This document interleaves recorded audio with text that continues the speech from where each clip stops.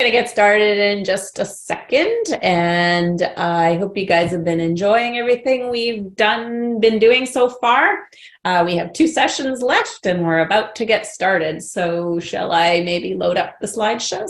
Yeah, let's do that. I think we have lots we're covering, so yeah, best to get going.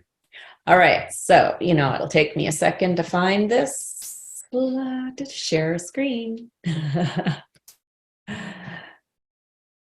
Okay, and let's go.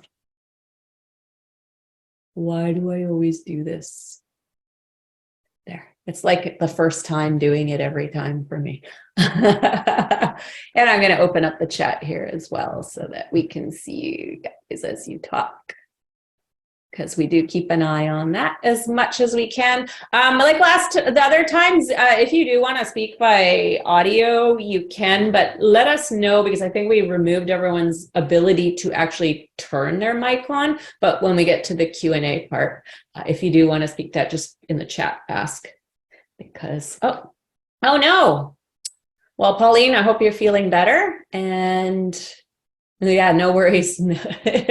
And wow, dedication, joining us from bed. Ciao. All right, I'm gonna turn off our video is still on, right? Yeah, it is. We'd like to turn it off so we can focus. We'll tell you a secret on why we turn off the video. But now I can't. No, I can't do it. There we go. For some reason I can't. All right. Yes, Pauline, there is a recording from last week. It is in your members area. I actually think, I'm not sure if the transcript is up, but all the other documents, everything is there. The transcript and the recording from the first week. I think I saw Ron, our assistant, mark the transcript as done for last week, but I'm not 100% sure on that. He does a really nice job of editing them and making them very useful for you. Oh, okay. Well, we are going to post a link to that in just a moment as well, the members area. Now, how do I? Oh, I didn't mean to leave the meeting. Okay. Yeah. All the emails that you get include the link to the members area for you. And I just want to make sure that I can open. It's okay. Well, we're going to mention it in a second. I'm just trying to, it's here. Let's just put it in right now before we even get started. Did you do it in the chat? Yeah, I'm doing the same thing as you. Okay, I can do it. All right. Why don't we but you're supposed to start. I'll do that. Okay. We have a very strict plan for our working together, which is another thing that's going to come up when we talk to you about putting your presentations together. All right. I'm going to put this in chat and you're going to go. All right. Hello, everyone. Welcome to our third class, our third session. So today's lesson is going to be about creating buzz, putting together and delivering your simple but high impact course with printables. I need you to go to the next slide, please. Oh my goodness. Thank you. So we have one more class to go, which is on April 4th. And it's going to be on Tuesday, 12 p.m. Pacific time or 3 p.m. Eastern time. So we have lots of things in your account. So if you're ever lost, log into your account for recordings, transcripts, handouts, templates, and links and more. Yeah, we just put the link to that members area in the chat if you need it as well. And all the emails we send to you, we repeat it over and over. So if you're ever lost, I bet you can search your email and find it, or just go to the site and log in. Totally. So schedule at glance. So week 1, we've already covered insider methods for researching and developing your get paid before you create it product. Week 2, we covered easy strategies for building your buyer audience and crafting an offer that they can't resist. And week 3, which is today, we're going to talk about creating buzz, putting together and delivering your simple but high impact course with printables. You're just not going to tell them what we're going to do next week. Oh, okay. Week 4 is easy systems to keep profiting from your course materials and printables long after the work is done. And that's next Tuesday, April 4th. Sorry, I got confused. I'm kind of like controlling 2 slides at the same time. All right, so outcomes, where we are and what you will be able to do after today. So last week we started or continued on to build your audience and put together your hard to resist offer and sales process. Today you'll learn how to create buzz for your upcoming course, create your presentation, printables, deliver your training/event. Yeah, lots to cover today, but I hope you guys will find it really helpful. Lots of great, excellent extra tips that are going to make it a lot easier and more powerful for you. 100%. So lesson 3. So finally, we're going to get started. So lesson 3, creating buzz, putting together and delivering your simple but high impact course with printables. So in today's lesson, we will cover creating buzz for your course event. Second thing that we will cover is create and finalize your presentation. And then the third thing that we will do is making your high value action oriented printables. And then after that, we're gonna talk about live session tips, even if you're nervous. All right. So also there are templates and tools for this lesson. So that's why the members area will be handy to you, that link. You will find already your worksheet, checklist, and resource list is in there. We're going to talk about worksheets and checklists today also in depth, so you'll kind of see how we hope these are working for you, but they will help you keep track and brainstorm. And then the resource list shows you all the links that we hopefully, unless we give you a surprise link, that we mention in this session. There are also the run a class templates, which include slideshows and other good things. Yusuf is actually going to talk about those a little bit later. And also more printable templates that will help you put together your journals, planners, checklists, to-do lists. And Yusuf is also going to show you those in a little bit as well. And then we have a 7-part fill in the blanks promo email series to get you started on promoting your event. So, you know, everything's kind of there for you that you just work with and put together. And also make sure if you didn't read it last week, definitely read the persuasion guide from last week under week 2, and keep those swipe files nearby. You're gonna like really benefit from them. And of course, it's all with the goal to get you ready to launch your class any day, even tomorrow, right? Because you've already created the offer last week, you're actually ready to roll. Yeah. So part 1 of this session is the creating buzz for your course and event. And here is a made-up quote that Yusuf doesn't even know that I wrote, and it's time to live and breathe this thing, said Allison Yusuf.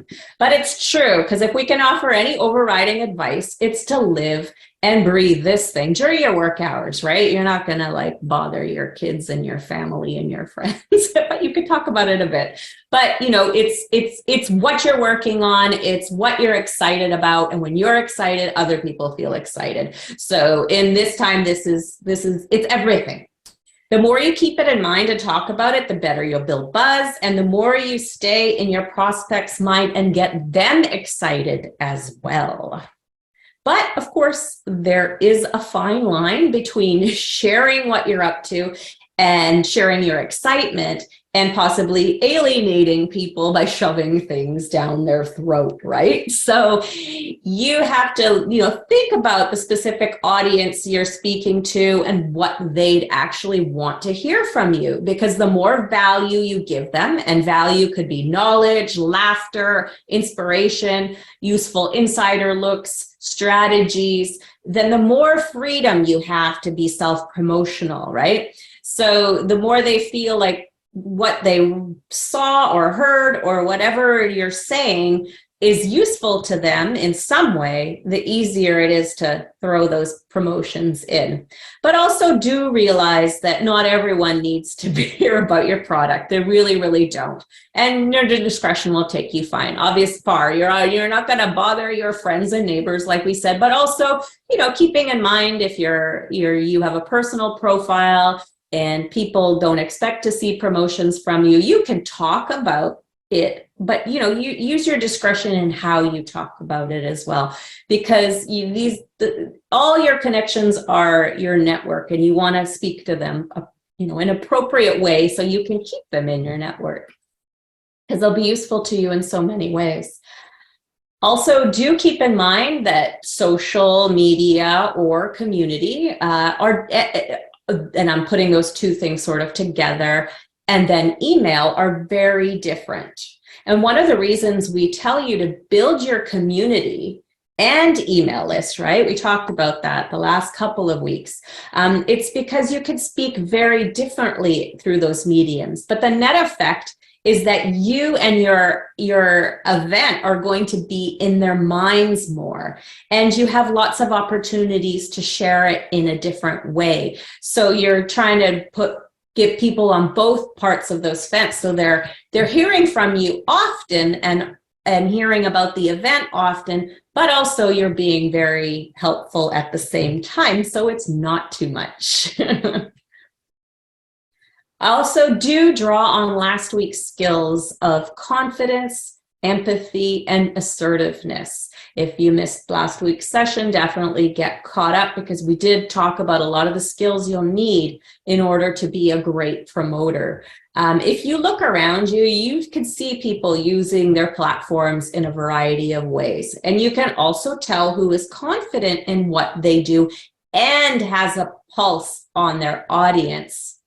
And you can also obviously see where assertiveness on its own is not enough. Some people don't really understand their audience, but may be assertive. And then that creates a different effect.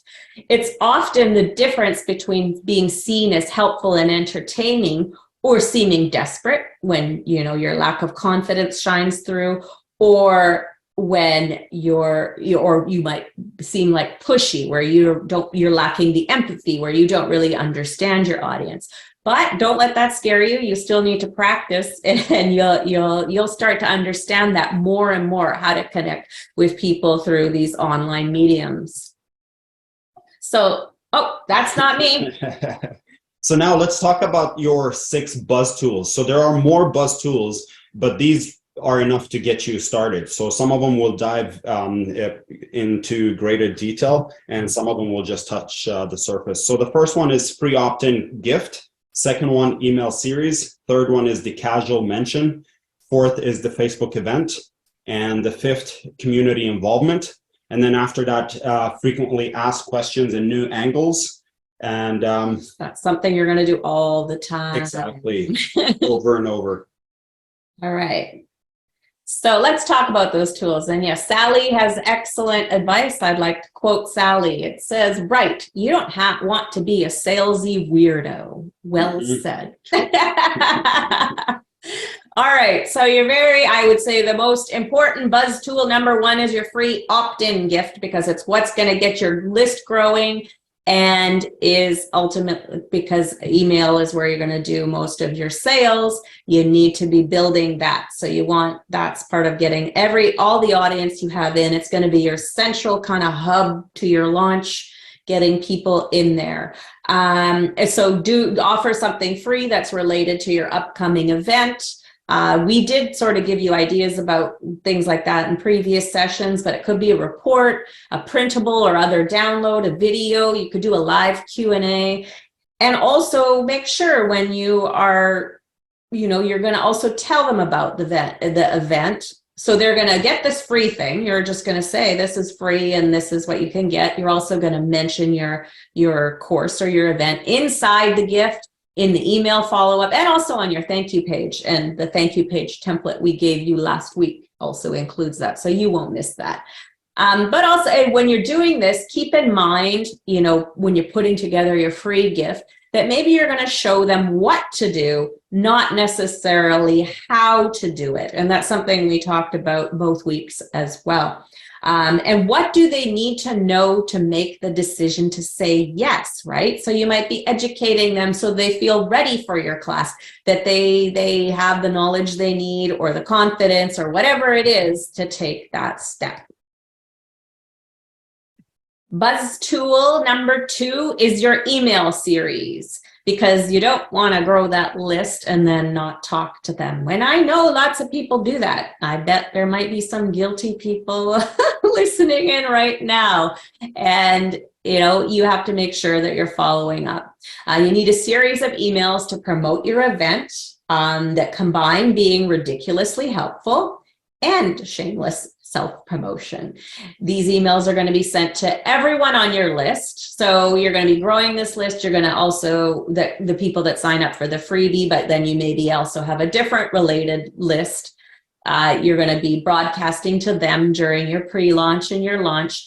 And then, which we'll talk more about next week, is you're also going to create an automated evergreen series for people who sign up for the freebie. So you're going to keep bringing in people signing up. So for now, really, you're just going to create a bunch of scheduled broadcasts throughout your, as your event's coming up and your launch. So we've also included, as I mentioned earlier, a 7-part fill in the blanks series to help you. And we'll let you go through those. They're in your members area, but let me kind of give you sort of an email series, the formula that this one follows. And it's not an exact science, because new amazing formulations can be made as you kind of understand what goes with your audience and what they respond to. But the templates that we provided you, this is kind of how it works, and they will really get a great way to get started if you're not sure how to put it together. Yeah, it touches on like a lot of key things that are going to help you build a rapport with your subscribers and be seen as that ridiculously helpful person with an awesome product. And all the emails do mention the product. It has 7 emails. If you're launch or you're, maybe you're doing a pre-launch type of thing before you open registration, email them at least every day. Sometimes we email more than once a day. One of them might be a more promotional email, and we'll follow up with some awesome content. But all the emails do mention the product in some way. So the formula is this, and I'll kind of explain it to you in case you want to write up your own. But you start with the thank you and a congratulations. And people always have this, congratulations, you've taken the first step to blank or whatever. And the reason you do that is because you want them to, it is the first step, right? It sounds a bit cheesy, but it does make a difference in their mindset, right? Like, yeah, I've done this one step. Now maybe I'm ready for the next one. You tell them in that email where, if they haven't downloaded it yet, what you can do for them if they take action now. And as I mentioned, last week, every time if you're like thinking, oh, I'm not going to remember everything Alice said, we have given you the slides, it's in the checklist, it's in the templates, it's all there for you. So you can kind of sit and listen and, feel what you absorb now will be helpful to you later, but you always have that reference. So the next one is, the next email is Imagine the Possibilities. This is just a title I'm giving for the email, not like a subject line or anything. But give them something that would help them imagine what their life would be like if they reached their goal or they solved a problem. Make it as concrete as possible and paint a real good picture for them. For us, in this promotion of this course, we kind of did like some dollar figures. First, we asked and also asked about like, what kind of bills would you pay? What would you do if you had this much money? And what could you do with it? Could you go on vacation? Could you pay off some bills? Could you do this? And then we also did some math. Like, if you had a course at this price, would you sold so many, you had this many people register, how, showing you what the revenue would be there. So we helped put that in people's minds. For example, if you help busy moms with their meal planning, help them imagine a day when dinner was already, ready to go when they got home. They only did their shopping once per week, and those kinds of things. And you can share your own or your buyer experiences as well, just to, create that picture. We also do emails with lots of ideas to make the most of the product that they haven't bought yet. And bonus points if those ideas are still useful if they don't buy. You know, if you sell a social example is digital social media planner, talk about the features of that planner, but also make tips applicable to anyone using social media, because that means that they know that even first that you're useful, even if they don't buy that day, so they keep opening your emails. And when they keep opening their emails, you're going to break down their resolve and they're going to end up signing up. Right? So it's all about keeping that relationship and being useful and keep seeing your product. For example, also, if your planner has a okay, yeah. So for the social media example, so it was a digital social media planner. If your planner has a topic planning feature, demonstrate or talk about it, but also throw in some smart tips for topic planning. Like you can be specific about your product, but also be helpful otherwise. You could also do an email with mistakes to avoid. That always gets attention, and it's also useful information. Plus, if they sign up for your product, to avoid the mistakes altogether, even better. So think of the mistakes you see people making when trying to solve the problem you're solving and build it into your product to fix it. For example, if you teach pet photography, talk about lighting mistakes, not having treats to pay your model. That would be a mistake in pet photography, or not trying new angles, right? So give them all these things, and then in your course, you're showing them how they actually do it. Useful tips. Just a second, make sure I don't miss anything. Then there's a useful tips email, which would be relevant tips that will help them with the problem, but also make it easier for them to say yes. And again, maybe that show them what to do, but not how to. For example, if you teach piano, virtual piano lessons, give them tips to learn faster. One tip could be, to play basic chords and songs, right? To, not chords if it's piano, that would be if it's guitar probably, but just play, basic music, right? Maybe start with the right hand and not the left hand, but that's kind of boring, right? Because that usually limits you to kids' music. So tell them perhaps your course has the fun versions of popular songs, something like that, right? So it helps them, but also shows that your product has the best thing they could do. You also want to do some countdown emails. In the email series we have, it's a 24-hour countdown, but you might want to do a 12-hour countdown as well, because I think 2 emails, at least on the last day, is best. Give them, some final powerful reasons to sign up. And then send another email at the final hour. Usually the final hour is like really, it gets people moving faster. And usually this email is a super short, urgent call to action, right? When it has little to no information, you're just trying to get them to click that urgently, like time's almost up, just go click here and get in before it's too late.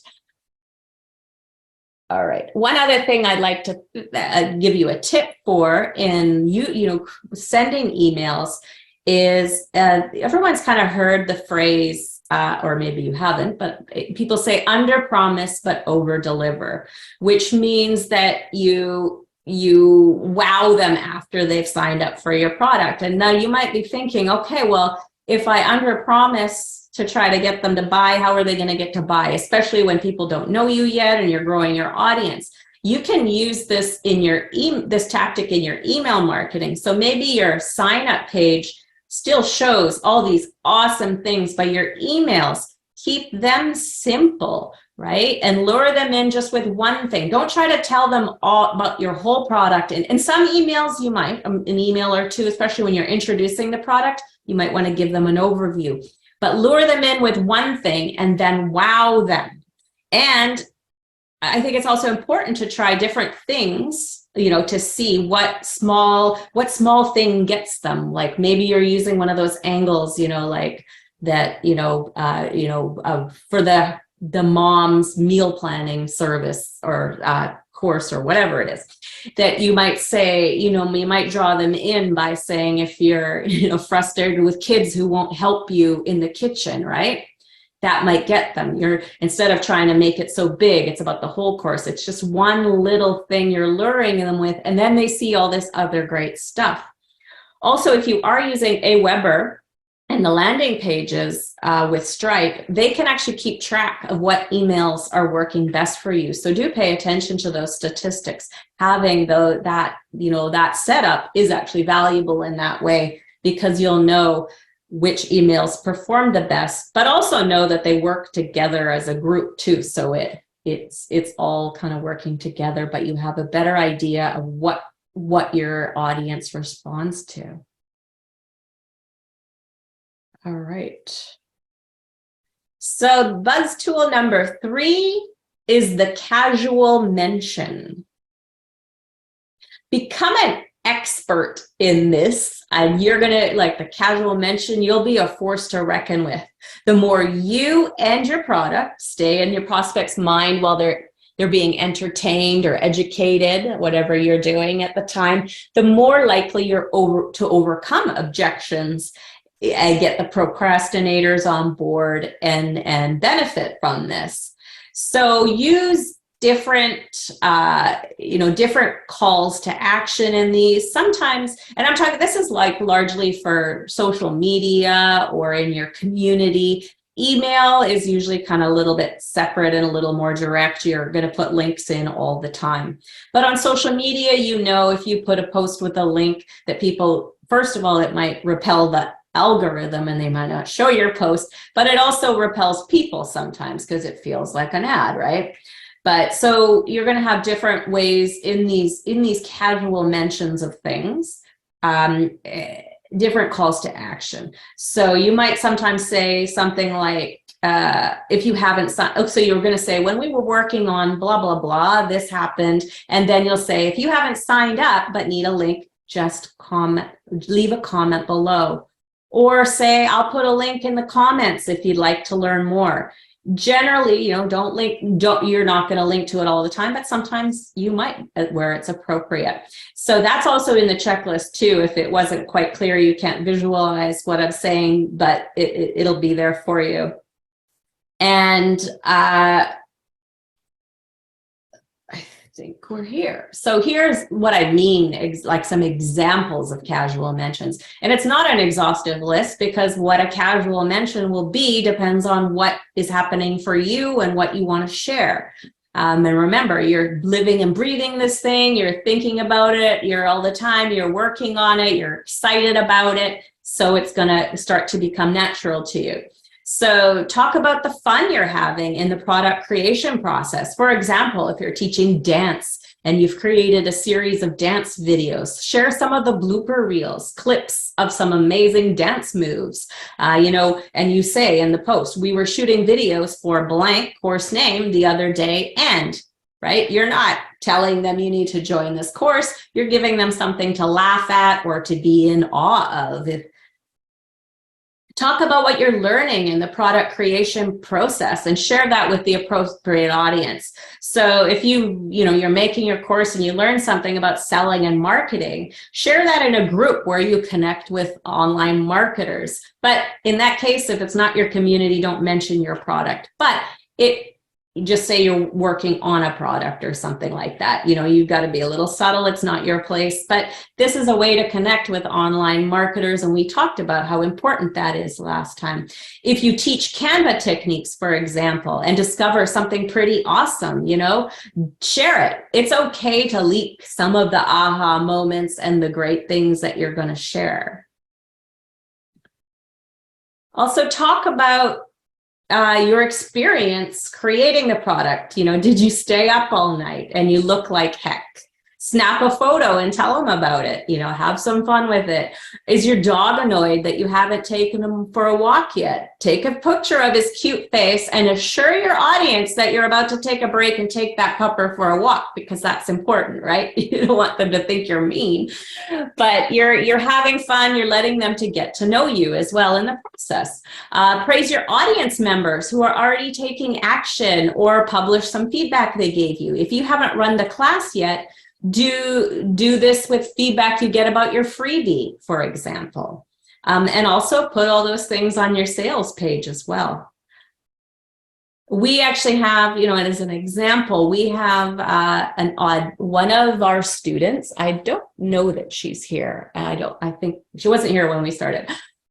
She's been taking action. She's been using the Facebook group to ask questions and stuff like that. So I was really happy about that. So I made a post congratulating her on it. She's asked for feedback, and now I've said she's asking for feedback on her sign up page. And I've given her a little bit, and I said, why, and like, make these edits, and then maybe I'll do a video critique of it. So I'm kind of, you know, I'm creating content by doing this with her. It's going to be a promotion for the class. It's going to help her. And then hopefully she'll be telling other people about us as well.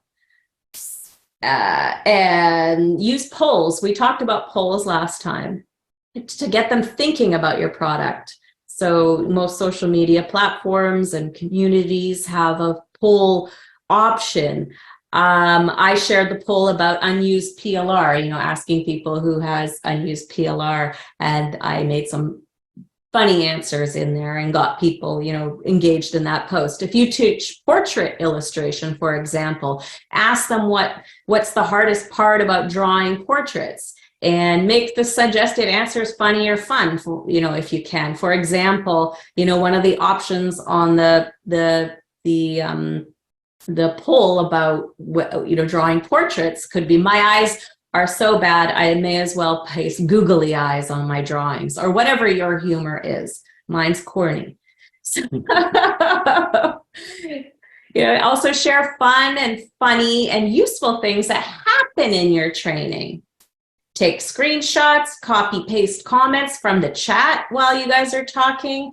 And, you know, if you have more than one session, then you've got this ongoing piece. But even if you just have one session, which is what we're teaching, if it's the first time out, just do one session. It'll still be handy. This stuff will be handy when you make your product evergreen, because you're going to keep getting people to sign up even after the live has happened.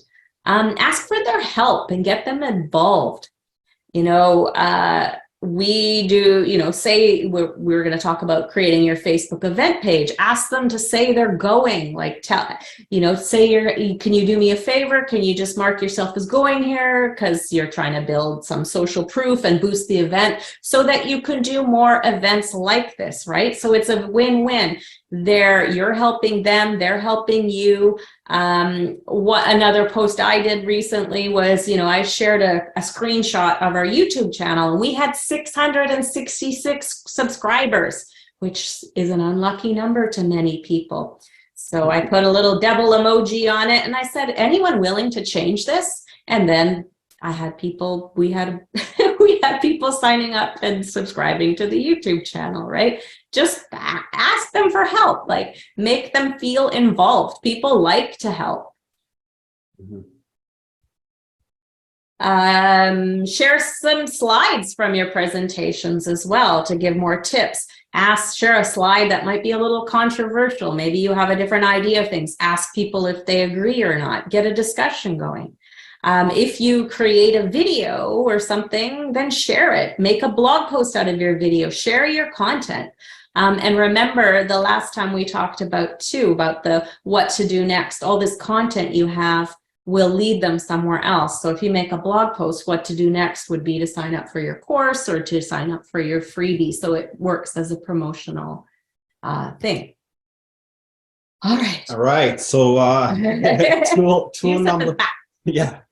tool number 4, Facebook event pages. So no matter if you're doing your event on Facebook or a different platform, YouTube, Zoom, or whatever, you can always create a Facebook event page and promote your event and you can promote it to the audience that you already have on Facebook, or you can just, cold target other people on Facebook, and you can do that by boosting your event. And I've created 2 videos, one on how to create a Facebook event, and then the other one is on how to boost your event. So the first video is on how to set up a Facebook event. We will include a link that we will give you in the resource page. And this video is very detailed, but I have included some screenshots here for you just to show you how simple this process is. So the first step, you would need to log into your Facebook account. And once you're on your Facebook account, go to the top right corner where you see that square. I've highlighted it in yellow. And once you click on it, a menu will pop up. And over there, just right below social, click on events. And once you do it, you will get this page here in front of you. And here on the left-hand side, you click on create new event. And once you do that, this window will show up. So create an event. On this page, you get to name your event, set a date, and you get to choose if the event is a virtual event or an in-person event. And then also you get to decide who can see the event. So you can make it private, you can make it public. I would recommend to make it public, because if you make it private, you might not be able to boost it.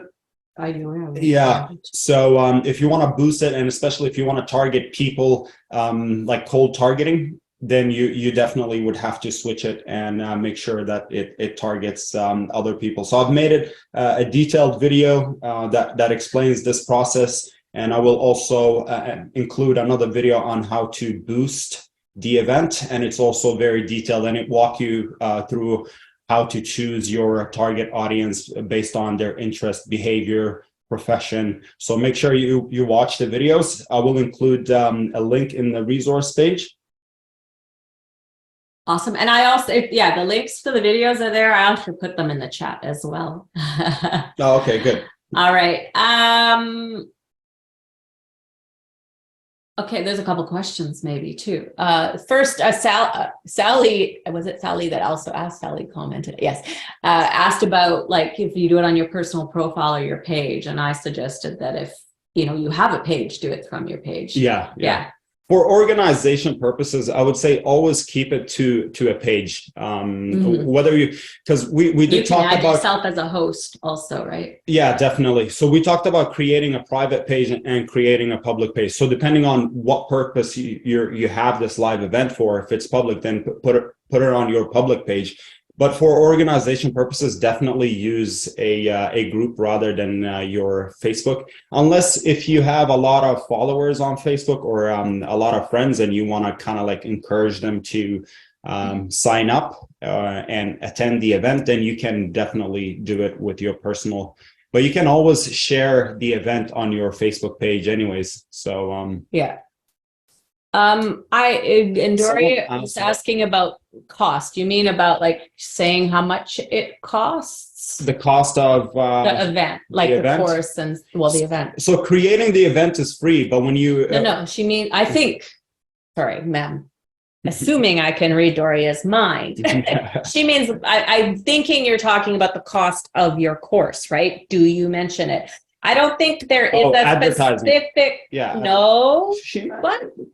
Advertising. Cost of advertising. Oh, okay, then I'm totally wrong. I was right. This happens a lot. Okay, so when it comes to that, watch the video, and I will break it down for you. So you can literally decide anywhere between $2 and up to whatever your budget is. For $5, I think you get exposure to anywhere between 1,000 to 3,000. But obviously that changes based on your targeting audience. So if you choose a targeting audience and you choose many interests that might not, because sometimes based on your target audience, you tell Facebook, okay, I want you to target somebody that, let's say, are into dog walking, but also likes bulldogs as opposed to other dogs. Then that audience shrinks, right? So when it shrinks, that affects your reach and the budget as well. So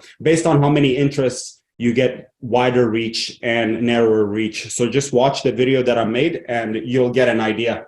But I would recommend maybe $5 to $10 per day. And make sure before you do that, you when you schedule your event, make sure you start like promoting it 5 days in advance or 6 days in advance. Facebook will not allow you to do it if it gets closer to the event date. Yeah, So, or they recommend. I think I saw that too. That and it's a good idea, anyways, because it can take a little while to build up. So, like for us, I think the event we're doing, we would start promoting it maybe on Facebook even before we start promoting it to our audience because we want to build that up. So. Also, do you want to read Sally and then Gail? okay, so Sally is asking, so are you saying that the live is going to be what we're going to, sorry, I'm far away from the screen, what we're going to evergreen as our course?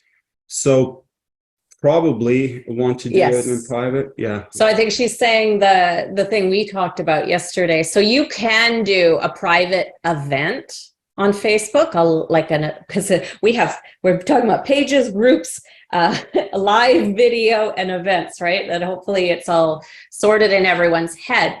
But the Facebook event, you can do a private one and you could actually go in live in there. But then, yeah, you can't promote that. You won't be able to boost it. So you're making it private. And then, so yes. So that's why you're doing it in a private group. So only people who paid can see it. That's exactly correct. Yeah. So and also this one here, the event that you want to make public is the event that you basically will be using to promote your course or to promote your product, right? So it's not the actual lesson that you provide. The lesson that you will be providing should be in the private page and in the private event, just to separate between the two, basically. Yeah. And you could the Facebook event is basically your promotional tool, but you could also do as your freebie, you could do a free Facebook event, right? And then you could do it right on the event page and there'd be no, people would know, they just come to the event page and the live would start at a certain time, but that would be public and that would be, but a good way to do it. Maybe you want to do a Q&A or something before you start. Yeah, and I also would like to emphasize here that the event doesn't need to happen on Facebook. You can use Zoom for the event, or you can use YouTube for it. But YouTube, in order to use it, you need to have at least 500 subscribers in order to for them to give you that live stream feature. But yeah, so you can use the event for that purpose. And I lost my train of thought, but yeah. That's basically how you can use the event. Gail says, so what you are saying also is that the additional trainings are in the Facebook group that we can go to, correct? The additional training? I'm not. Are you referring to the case study that we're doing? Our training or what you're offering, maybe. I'm not sure. It's funny, yeah, because the questions come in at a certain time and we don't know exactly when you said it, so I wasn't sure what you're referring to. If you can please elaborate, that would be helpful. Okay. Well, we can continue on and we'll come back to it because we have some more Facebook event tips. And over the years, I've used them quite a bit and found them to be very useful, right, for generating buzz and stuff like that. So, and that's why we recommend it as a buzz tool. Some tips, make sure that you have that descriptive title with a big benefit so that, people go in there. I would think if it's for your course, match the name of the event to your course. One little secret I would give you also that might be useful to you depending on, but I don't think you can change that thing. They change everything, Facebook does. You used to be able to kind of change the title and then the start time. And when we had an ongoing event, we would actually say on now and then change it. But I actually think you can't do those extra things. You can change the title, but you have to actually change something else at the same time. I'm not really sure. But I think once the event happens, you can't change some stuff. But I'm going to look at it a little more as our case study event comes on. And if I could see how I can do this stuff, because I know you guys aren't quite sure what I'm talking about, but it's a great way to build buzz, even after maybe you have an event that has more than one session. It was a useful thing that I did. So I'm going to look into that, and then we'll do that. All right. It says I can't. Okay, yeah. So 1 second. Let's actually. I don't know how to make it so you can actually put your audio on just now, but let's see.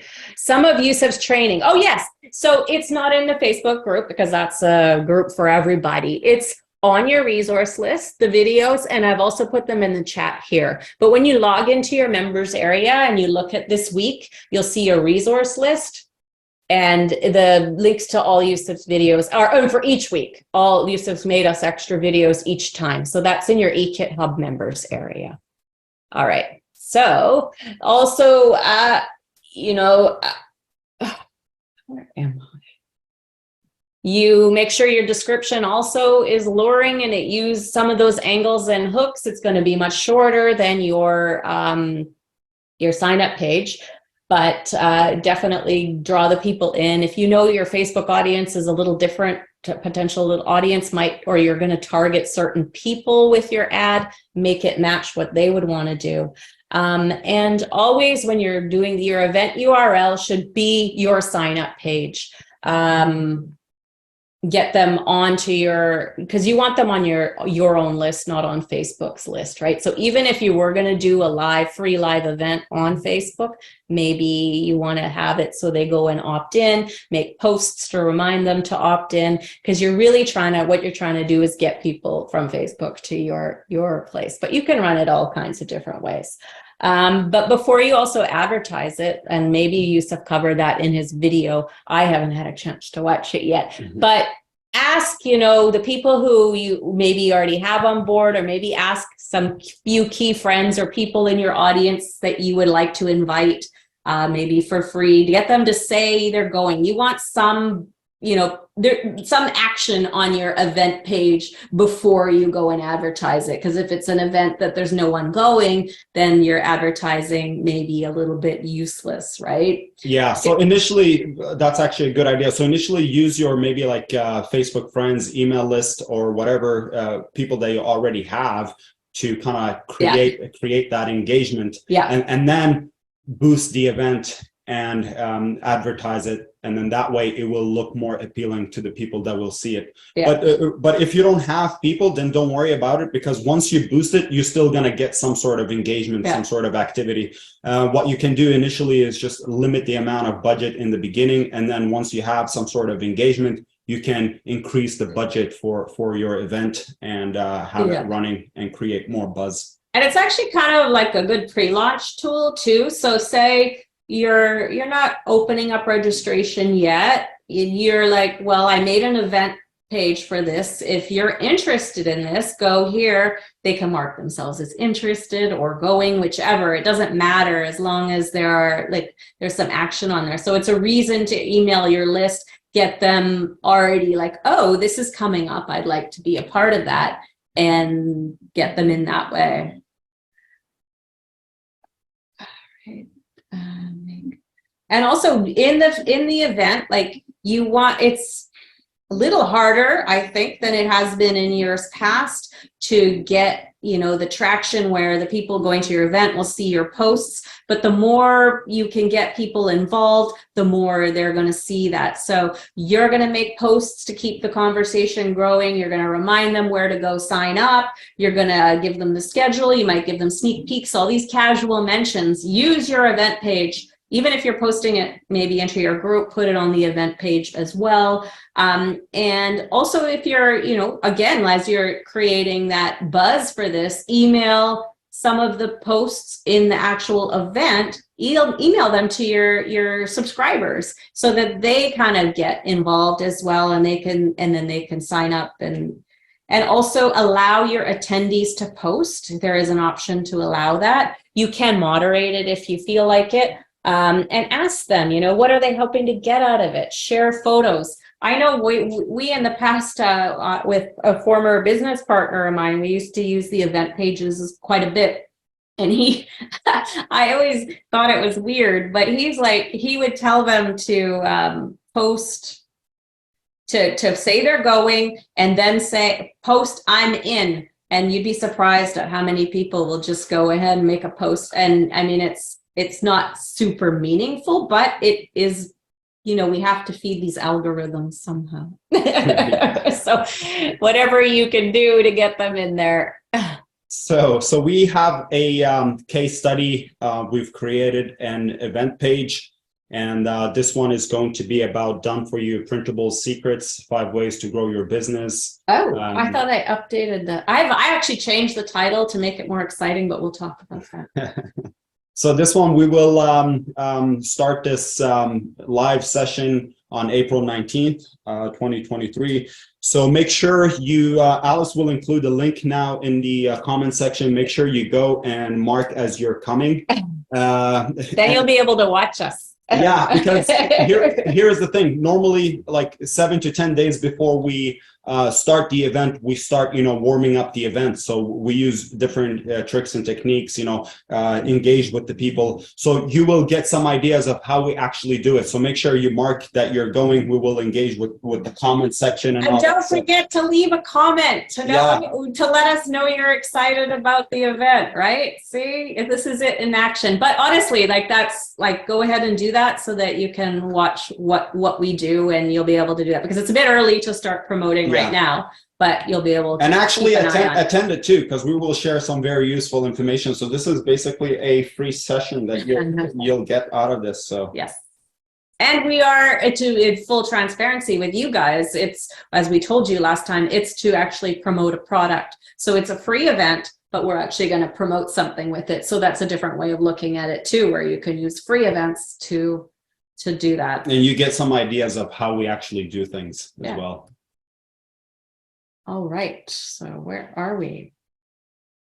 Okay. I think Facebook events got some people interested. Is there any other questions? Yes. Sally clicked that she's going and made a comment. Thank you. Thank you. We have to approve it later. I think it's set to moderate. I think I'm going to turn that off. I think in most cases you don't necessarily, unless maybe the event starts getting really big, you might want to moderate, because you might have some weirdo come in that you don't know that does that. All right. Thank you, Suzanne. All right. Suzanne is in. Yay. All right, let's move on to buzz tool number 5. And it's getting your community involved, even if your community is small. And we have touched on this, but I want to make sure that we stress it, right? Your community is like-minded people, your own audience, people working in your niche, fellow online marketers, right? People working in your niche and fellow online marketers are sometimes the same people, sometimes it's different people. You want to be building all those relationships. So you can, ask them, for example, the people in your community, especially ones who, have their own audience, that, ask them to share your freebie event. You can give perks like free access to your course. If you have the ability to do an affiliate program, introduce them to that. And, and here you're going to use that kind of, so we can do more events like this, reasoning. Ask them, share this, because I want this to be big. I want to do more stuff like this, but I need people to spread the word. Same goes with your colleagues, right? That you're getting to know. If you've offered them value first, right? That's the things to do. It says help them first. Ask if they might return the favor. And don't say it that way. Just say, hey, do you want to share this? You can invite them to speak also. Maybe if you're doing a Q&A or something before, or interview them. Or make them involved in the actual course. We talked about that too before. If you're a little bit nervous about speaking, maybe you can team up with somebody who also maybe has an audience that could bring in new customers, and they could do the presentation and you can do all the tech setup, the sales pages, that kind of stuff, or divide it however would work well for you guys. You could give them a copy of your freebie, say it's a report, let them and add their branding and perhaps an affiliate link.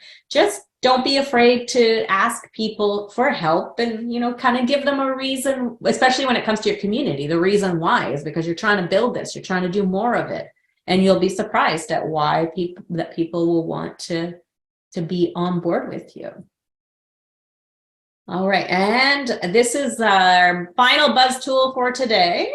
And as you do more of this, you're going to think of new things and different assets that you have that you can leverage. But that FAQ or FAQ, however you like to say it, how do you say it, Lisa? FAQ or FAQ? Say frequently asked questions. Oh, he says the whole thing. Frequently asked questions. We had a niche debate last week, so. And new angles, right? So keep building that. We talked about all these questions that, people are asking you, or even if they're not asking, things that you would imagine they would ask you. And whenever you get new questions or things you think someone might want to know, add it to that FAQ on your sales page. Or if it's a big one, make it a subheadline, make it an important part of your sales page. Our sales page, for example, for this course kept growing through the pre-launch, launch, and it's still now growing. Every time we think of something, we're adding more. We're actually adding more of the bullet points about what we're talking about now that we've fleshed it out more. But also, those, big questions can be sent by email.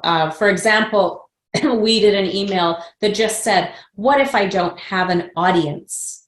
And so we said, gave some tips and then gave a strong call to action to sign up. They can also be posted in your group, but tweak them so it's more of a casual mention. It could be things like if you're a beginner or you think you're too old or you don't have time to blank. If you're tech challenged, you need to achieve a goal by a certain date or something like that. Use those all over the place on the sales page, in emails and casual mentions. And as you develop your sides and printables, you're probably going to think of more.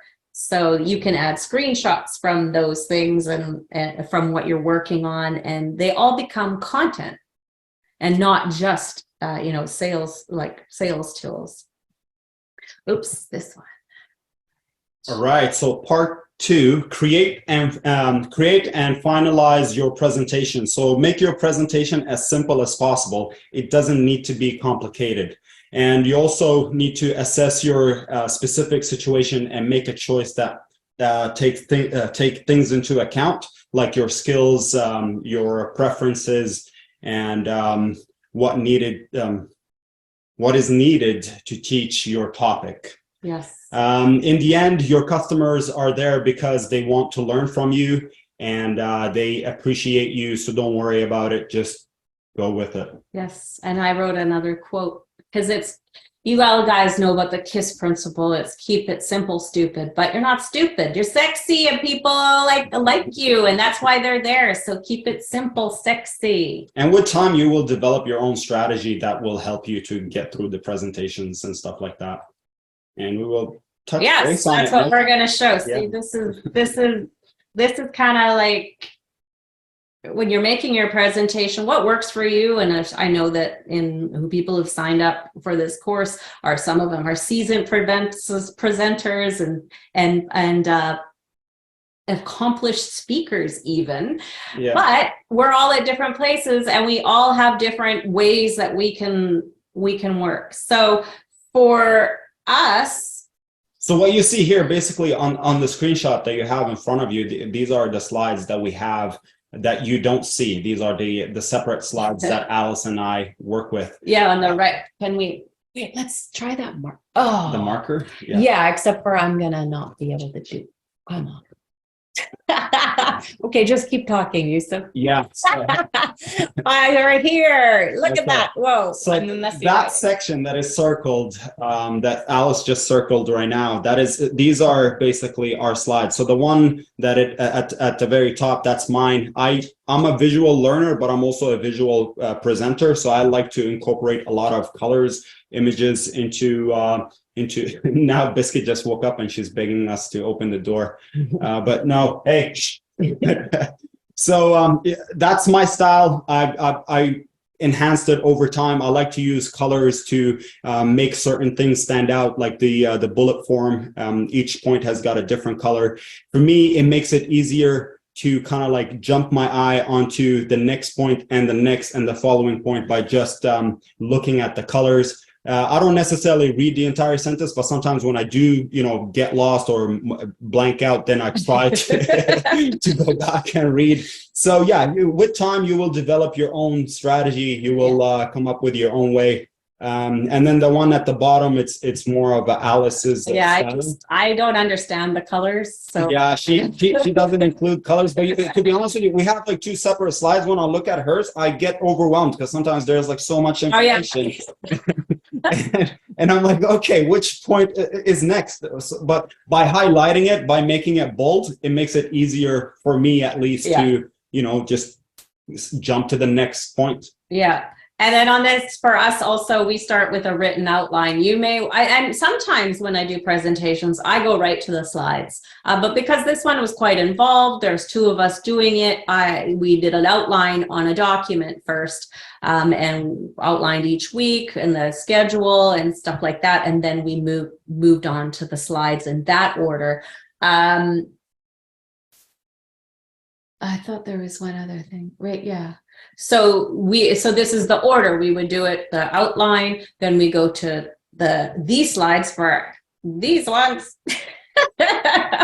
And then because we do those first, because they have the most information, then we clean it up for you guys and we have two screens. I've also had notes beside me instead of having two versions of slides, but Yusuf likes the slides, so I've kind of gone along with that. Yeah. Okay, how do I stop that like that? Yeah, I guess. I really hope so. Maybe go to the next one. Oh, but it's I think I did it. I think I got there. Okay, but No. okay. Come on. Oh no. Okay. We fixed this before. We got to go undo. Okay, I just, Clear. no. Oh yeah, clear all drawings. Okay. Do you ever notice too, like some people, and then we're going to talk about it when they do their live sessions, they can go demonstrate stuff on the screen. They can go everywhere. They do everything. And we do one thing out of the ordinary and I get so lost, but whatever. The more you do it, I want to say the more it is easier. You feel less flustered. But I still get confused. I think if we just used one platform instead of multiple platforms, we would have been professionals by now. I know. We use Zoom and then we use GoToWebinar and then GoToMeetings. So sometimes it's like, okay, this is how you do it, and then your brain kind of gets lost in the process. I don't know. I use Zoom a lot, and I still get lost. But it shouldn't stop you from doing anything, right? Yeah. Mistakes are just part of the thing. And that's the other nice thing about, like, you can pre-record classes and you can polish it, you can edit it, you can keep stopping before you start it. Like if you make a mistake and start again, but you're going to put so much more work into it because the expectation of something that is a class, like that kind of a class, is a more polished thing. When it's live, it's less work for you because you just go out and do it after you've planned it, but you're not going to be doing retakes, you just zoom through it. And they also, once you've turned it into recordings, the people who are signing up still know it was a live session. So the ability to make mistakes is like, it's okay. Mm-hmm. All right. So Yusuf is going to show you some of the templates we have for you with the slideshows. You may or may not want to use them. As you can see, we use super plain maybe boring slides, but I prefer it because I don't want to be spending time looking for images and trying to do all these drawings and things like that. But if that's your thing, then do it. But here's a basic slideshow, like kind of format, what you might want to cover in a single session course. And also this is on your checklist, so there's no test. You don't have to memorize it. Just I'll just go through it quickly. So, you start with saying what the session is about. What's the topic? Perhaps why you chose it. You also want to introduce yourself because maybe, not everyone will know your story, right? But keep it relevant and with the goal of enhancing their experience. So share the parts about you that will matter to them, that will inspire them, that will give them confidence that you are a good teacher. Oh, and don't touch the mouse. Alice, I'm talking to myself, not to Yusuf. He never does that. I don't know why it always happens to me. All right. So, and then next you're going to talk about what they can expect during the session. What are you going to cover and how? What the expected outcomes are, what they should be able to, you're going to tell them what they should be able to do after they finish the training. Tell them where they can get any printables and handouts. And then run through the training and what you want to teach them. That's the body of the presentation. It's actually the biggest part. And then when you're done, do a quick recap of what you've covered. Tell them their action steps and the homework they can do to be successful, and remind them about those tools that you provided, the printables, the handouts, and stuff like that, because that's what you want. You want them to feel like, sometimes they might feel repetitive, but you want them to know. You have to spell it out for people what to do next, because otherwise they're going to listen and then they're going to do nothing. The more you tell people what to do, the more likely they are to just do it. And then you can do a Q&A, tell them how to get more help later. And Biscuit opened the door herself. And how to get more help later, which would be in your community, right? So that's why you're building this community. We recommend, even if you use a private Facebook group to do the course, encourage them to go to the main community, because that means you can help more people. And it also continues to create buzz for the program you worked so hard to create. All right, Yusuf's going to show us this one. Yeah, so run a class template. So if you got the product, you got the course, and then you also got these bonus templates. So as you can see, these are the templates that can help you expedite your process when it comes to creating your presentation or webinar. So what you will get here is a simple PowerPoint class presentation template, and it comes in 3 different styles. And you also get ebooks and transcripts, reports, and other documents and templates, workbooks and worksheet templates in 3 different styles, checklist templates. So all these are easy editable, so you can just follow the slides or the checklist and edit them and make sure they kind of like coincide with your course. We can go to the next slide, please. I was just listening and enjoying. Yeah, so there are 2 slideshows. One is made very simple. That's if you just want to get started right away. And the other one is super detailed, that provides more visual appeal and learning opportunities. And it also includes call to action to buy something if it's a free webinar. So again, this slide, you can use it for your live webinar that you use to sell your course. There you have different slides. One of them, it's going to introduce you to people, and then because most of the people that attend the webinar obviously won't know you, or most of them, at least, and that will introduce you. And then the other one will have a call to action section, and if you want to use the same slides later on or the same template for your course, you can just remove those slides and then just add your course content to it. So for the more in-depth slides, you'll get also these 3 different pages or elements: a webinar sign-up page, a thank you page, and also a follow-up email series. The email series is more suited for free events, but you can still use it for non-free events by just edit them. Yeah, and there are 2 email series. So this one is in the bonus run a class template. So that's more for the free one. And then on your members main page, There is a 7-part email series, like in its own zip folder. That one is more for a paid product. But yeah, you're right. It can just be modified. Absolutely. You guys are going to be email marketing experts. You're going to be able to do all this. All right. So let's talk about some tips for a memorable presentation. So always, we keep saying it, is keep it simple and deliver what you promised, right? Keep it, the presentation itself, it doesn't have to be super long. The more focused you are on a specific problem, then you don't have to go so wide and cover everything. Keep it simple. And then because you're giving them the printables, it's easy for them to take action and do what you promised. But the most important things here to make it memorable is to include, the aha moments, right? The things that people are like, oh, I never knew that, or I've never seen that before, or I've never heard it said that way before.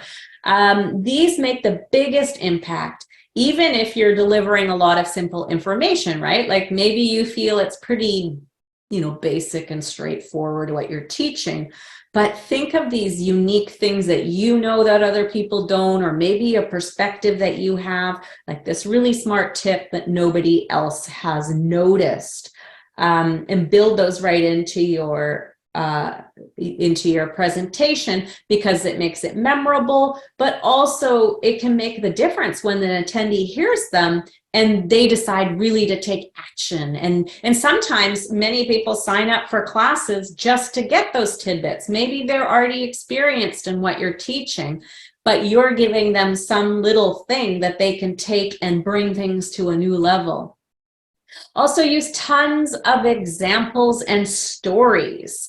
We try to do that here as well. As we talk about how our stories about how we do stuff.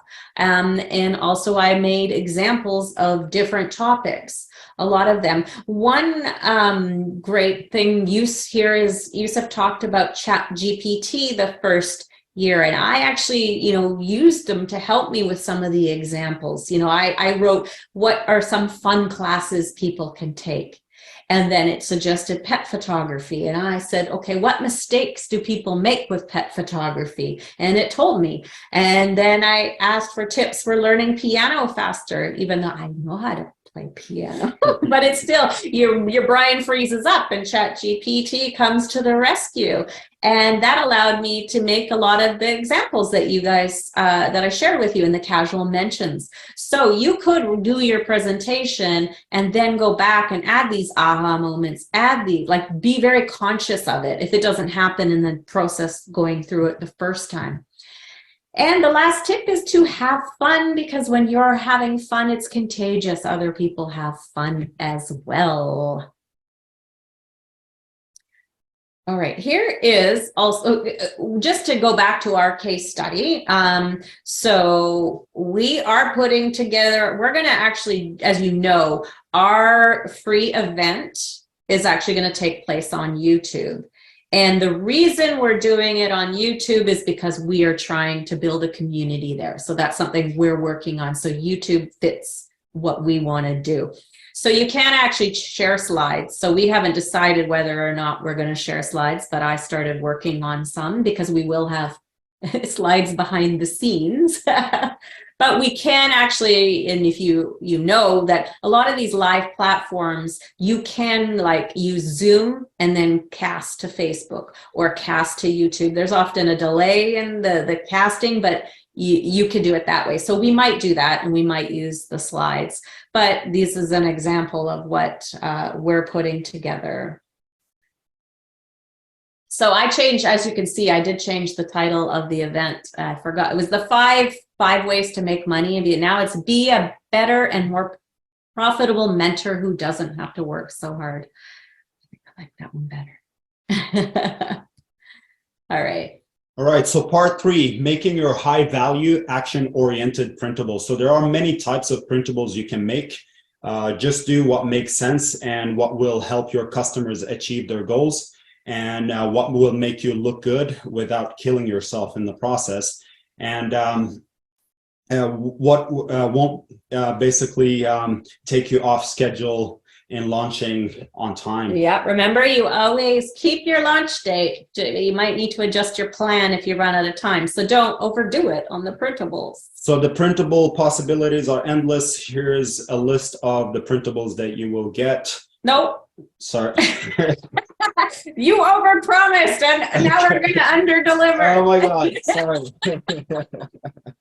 The first 5 are actually ones that we have templates for, but Okay. these are things you could create. Yeah, definitely.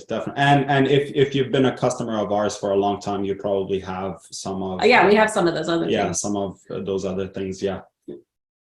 That's all right, but it's, you know, some of it won't make sense for courses. Yeah. But the reason we have the worksheets, checklists, journals, and planners is they are very action oriented, and we do have the templates. Here's what you will actually get, or what you have already received as a bonus when you signed up for this class. So these are the fill in the blanks, and as you can see, I have included some screenshots of some of the products in the fill in the blank folder that will be shared with you. I could not fit all of them onto this page, but this is just for illustration only. So you'll get journal, planners, worksheet, checklist, to-do list, and each of them comes with 3 different designs, and they also come with different covers. So you can use them in so many different ways. For opt-in offer, you can use them to edit them and give them to your audience or your customers that attend the class, to help them, you know, follow your class material a little bit better. It gives them, you know, checklists and to-do lists, and yeah, so there are a lot of things that you can use or that you can do with this. You will also get access to a journal and planner extras to help you create your printables.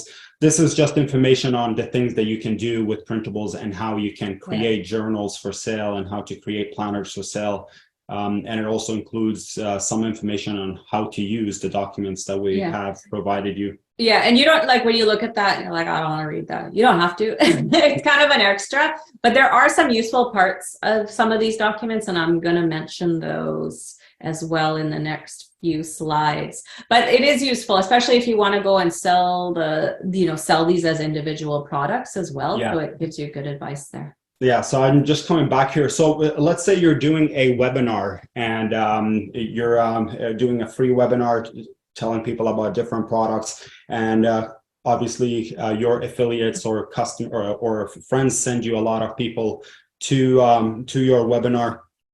You will be promoting your course, but at the same time, you can include right below the sales button on the sales page a section for a downsell, maybe for somebody that is not ready to buy the course yet. You can include not ready to buy the course yet, and when they click on that, they go to a whole different page, and on that page you give them some checklists, some printables for free, and then that way you can build your email list based on the traffic that people send to your free webinar, right? So you don't want that crowd that come to your free webinar. This is just an example, but I just thought it would be helpful for you. So you want that traffic that comes to the free webinar. You want them to either purchase the course that you're promoting or the product that you're promoting, or at least you need to get their email address so that maybe at some point, sometime down the road, you can sell them, or you can promote the same course that they purchased in the first place. So follow up. Exactly. So these are like high value opt-in offers that you can use, or you can use any of the other printables that we've given you in the past. Those are blank templates though too, so you should customize them. But the reason is so that you can adapt them to your courses, and they're yours to use no matter what you're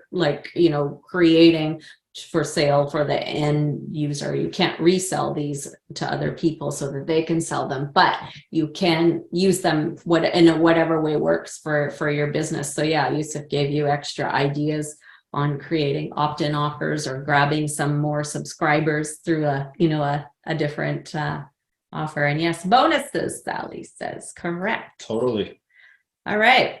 So because we have the checklist, to-do list, worksheets, and journals and planners, I thought, you might want to know tips for creating these, not so much from scratch because we don't talk about the, the software to do that, but you can do it lots of places on Canva.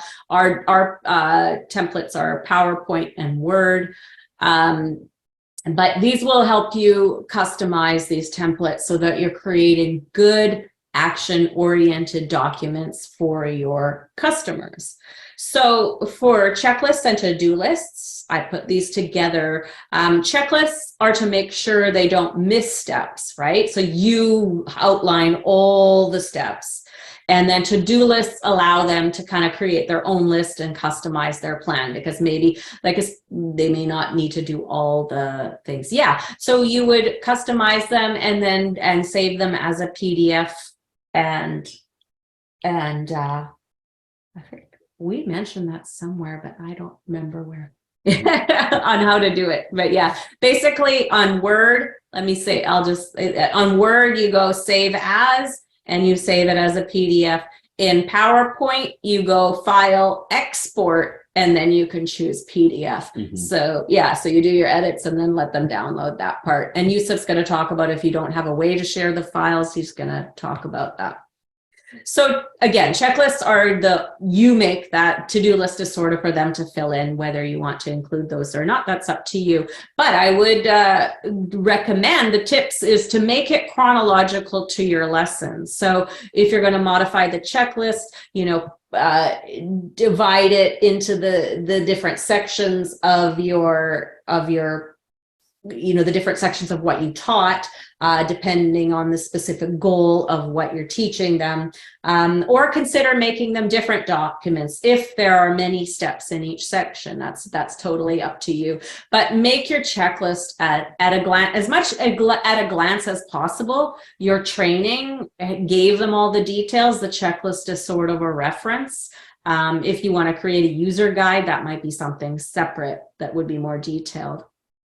And make sure you're breaking up larger tasks into smaller steps and then giving them all as many details as you possibly can to make it super simple at a glance. One practice that I find works well, and it might work for you, is to create your checklist after you've prepared your presentation.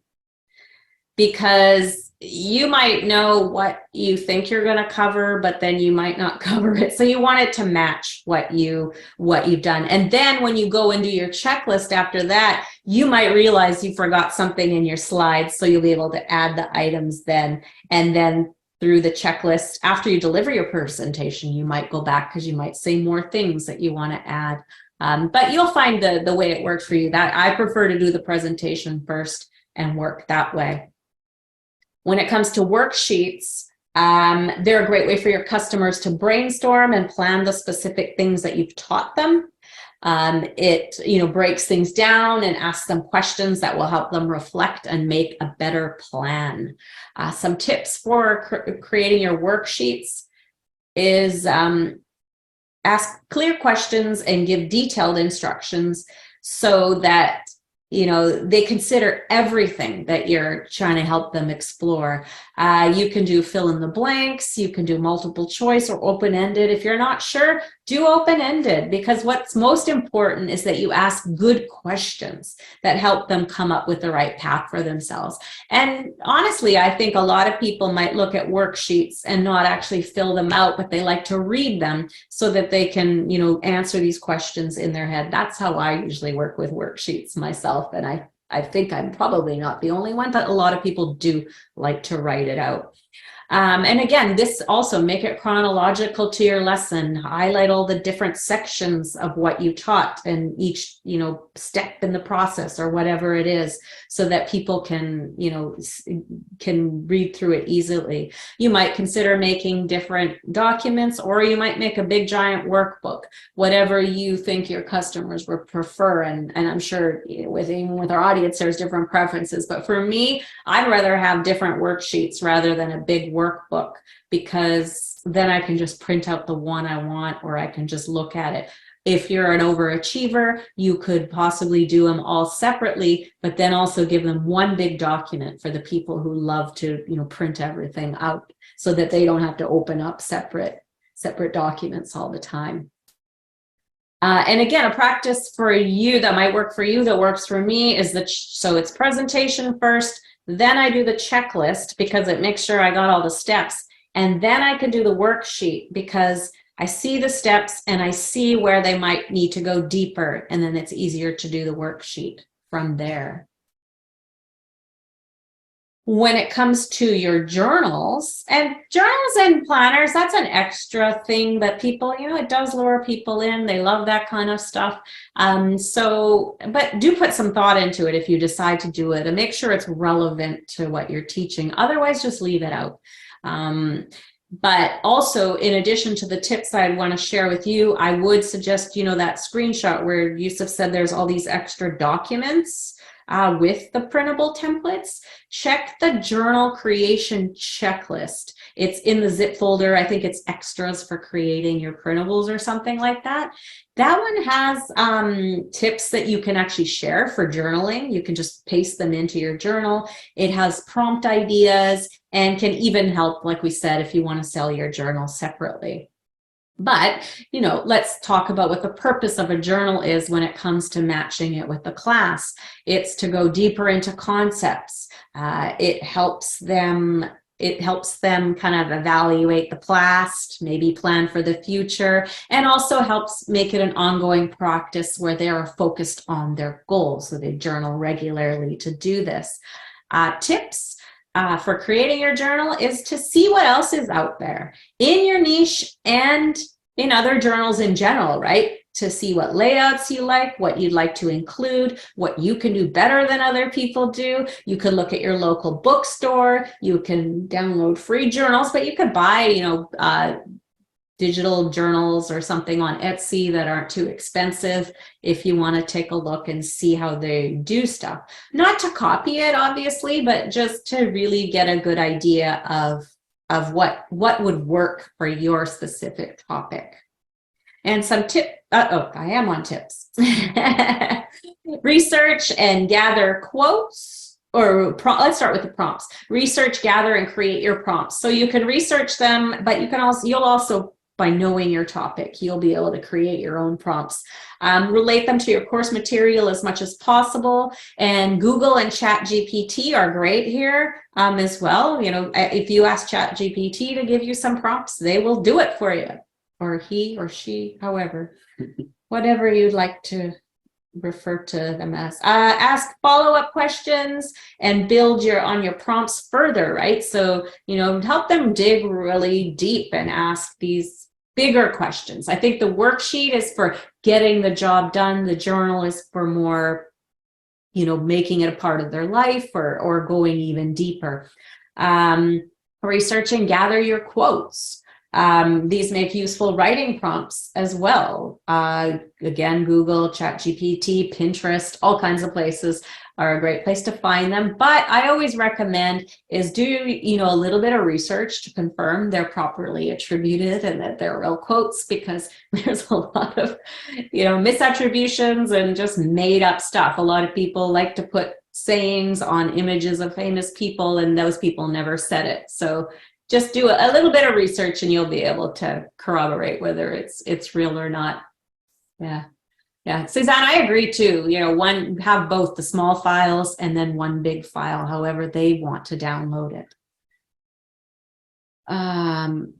Also, focus on things that make them think about the past, the present, and the future, how they can improve, how they can turn negatives into positives or learning in opportunities, and make them imagine what the future will look like.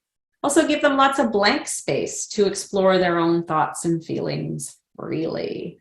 I also would suggest at the beginning is create a how to use this journal section to give them the best way, how often should they journal? Should they print out the whole thing? Or do you want to tell them about the different types of pages you included so they can pick and choose what they want to do?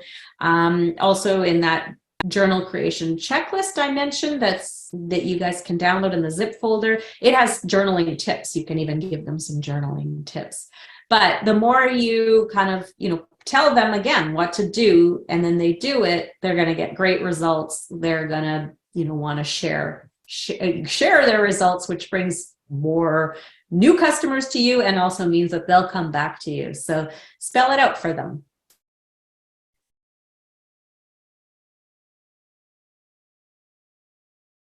All right. Okay. And then planners. Again, this one also in your zip folder of the templates in the extras folder, there's a planner creation checklist, because there's planner tips that you can share, you know, and ideas for organizing your planner, and again, can help if you want to sell them separately. The purpose of a planner, I think, when it's related to a course, is to keep them organized, create a schedule so that they can, you know, stay focused on their goal, but maybe also organize the rest of their life around it as well. So it could be something they use in their everyday planning as well. It doesn't have to be just about the course. It gives them more opportunities to reflect so they can plan their future. Tips for creating a journal, again, is see what else is out there. Again, it doesn't have to be specifically for your niche, but it can be, you know, what layouts do you like? Oh, and again, look at the bookstore. You can buy different digital ones and see. Again, you're going to research and gather quotes. Same thing, you know, use ChatGPT, Google, Pinterest. Consider also when you're kind of planning it out, because when you look at our templates, there's different types of pages where they, you know, it might have to-do list or reflecting on yesterday or whatever, but you probably want to change those sections a little bit. Consider the end goal of your course, or, you know, what are you trying to teach them? So what would you include for that? Maybe a place for to-dos, an action plan, trackers to keep track of what happened in the day, goals for the future, whatever it happens to be that makes sense. And also here, do a how to use this planner introduction to give them the best ways to use it. What types of pages have you included? Does it have daily, monthly, weekly? What is it? Where should they record everything? Should they print the whole planner or certain pages again? You know, some people prefer to plan on a daily or weekly basis. And again, the more you tell them, the more they're gonna likely to do it. All right.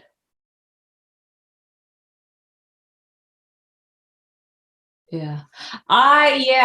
That's true too. And you notice that when we give out documents, Suzanne talks about, you know, not having colors, or maybe reminding them to no, well, actually, even if it would use up ink, even if you do it not in color, you know, there is a line between wanting pretty printables and usable ones. And if they are printing, yeah, some people do still want that pretty document, but Suzanne's saying maybe it's a bit more work, but be sure not to have pages that have a solid color background. You can remove the backgrounds on the documents that we provided for you. We put them there because people might want to actually have them professionally printed and not just use them as things that the customer will print.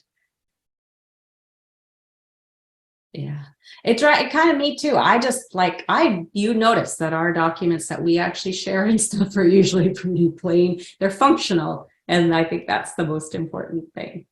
All right. So here are our case study printables.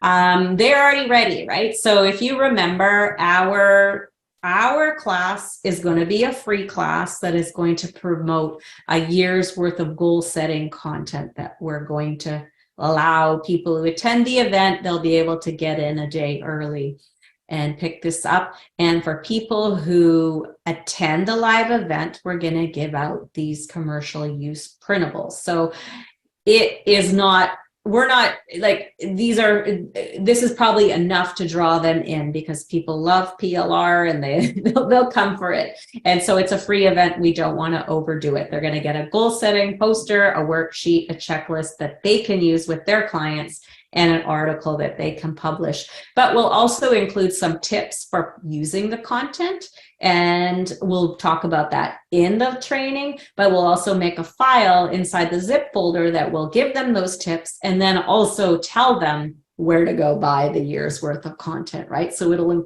when they download it, they'll also get that call to action.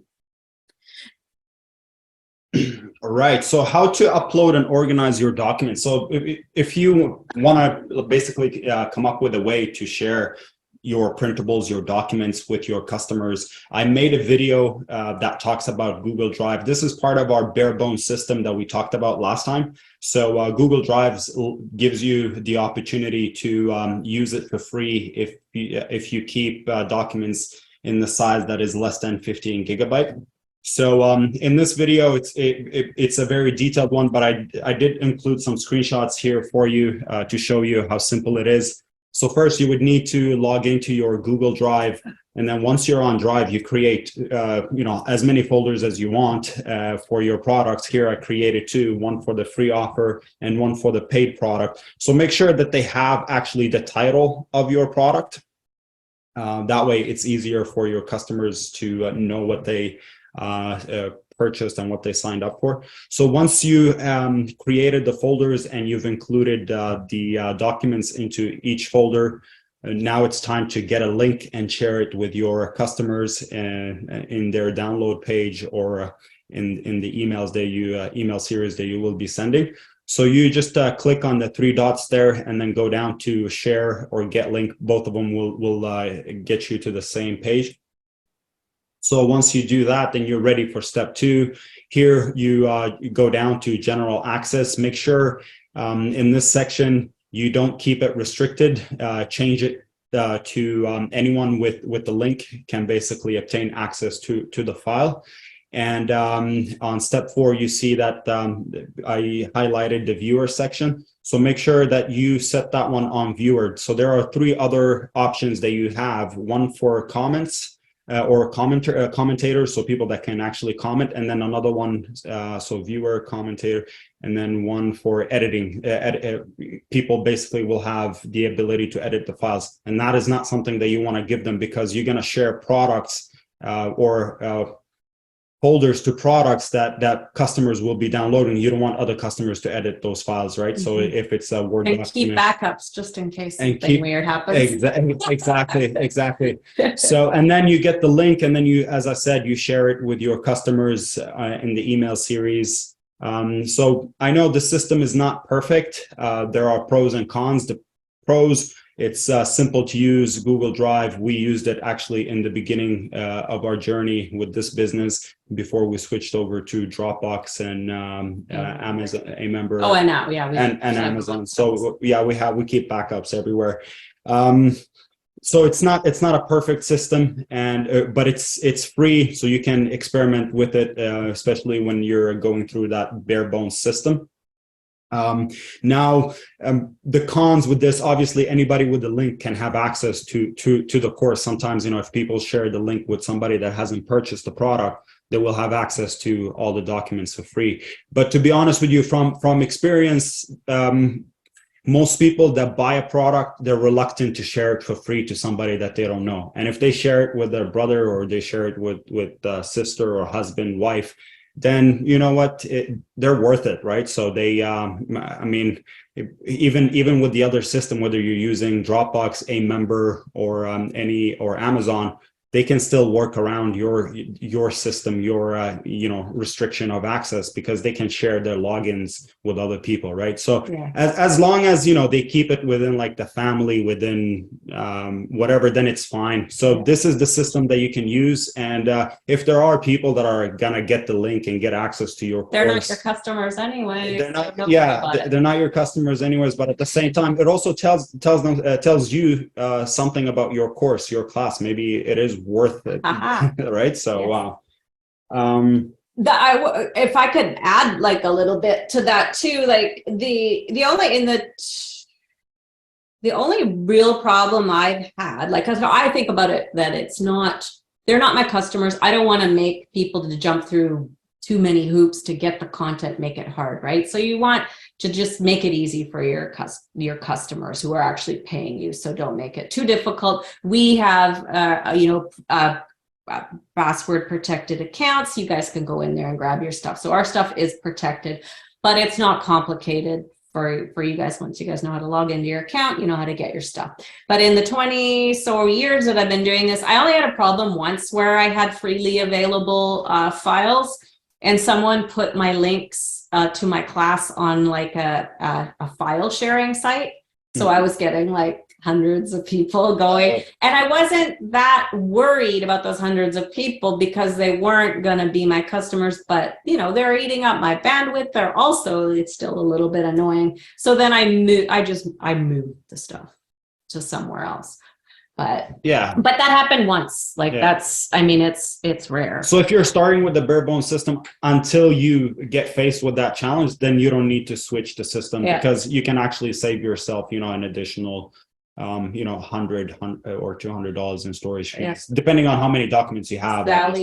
Sally says we call that bootstrapping, and it's great for those starting out. Absolutely. And then Sally uses SamCart as her shopping cart, and it has a way to probably protect the documents just like a member does for us. So but it's not, it's one of the last things I'd worry about. All right, so now part 4, delivering your live session tips even if you're nervous. So take a deep breath, everything is going to be fine.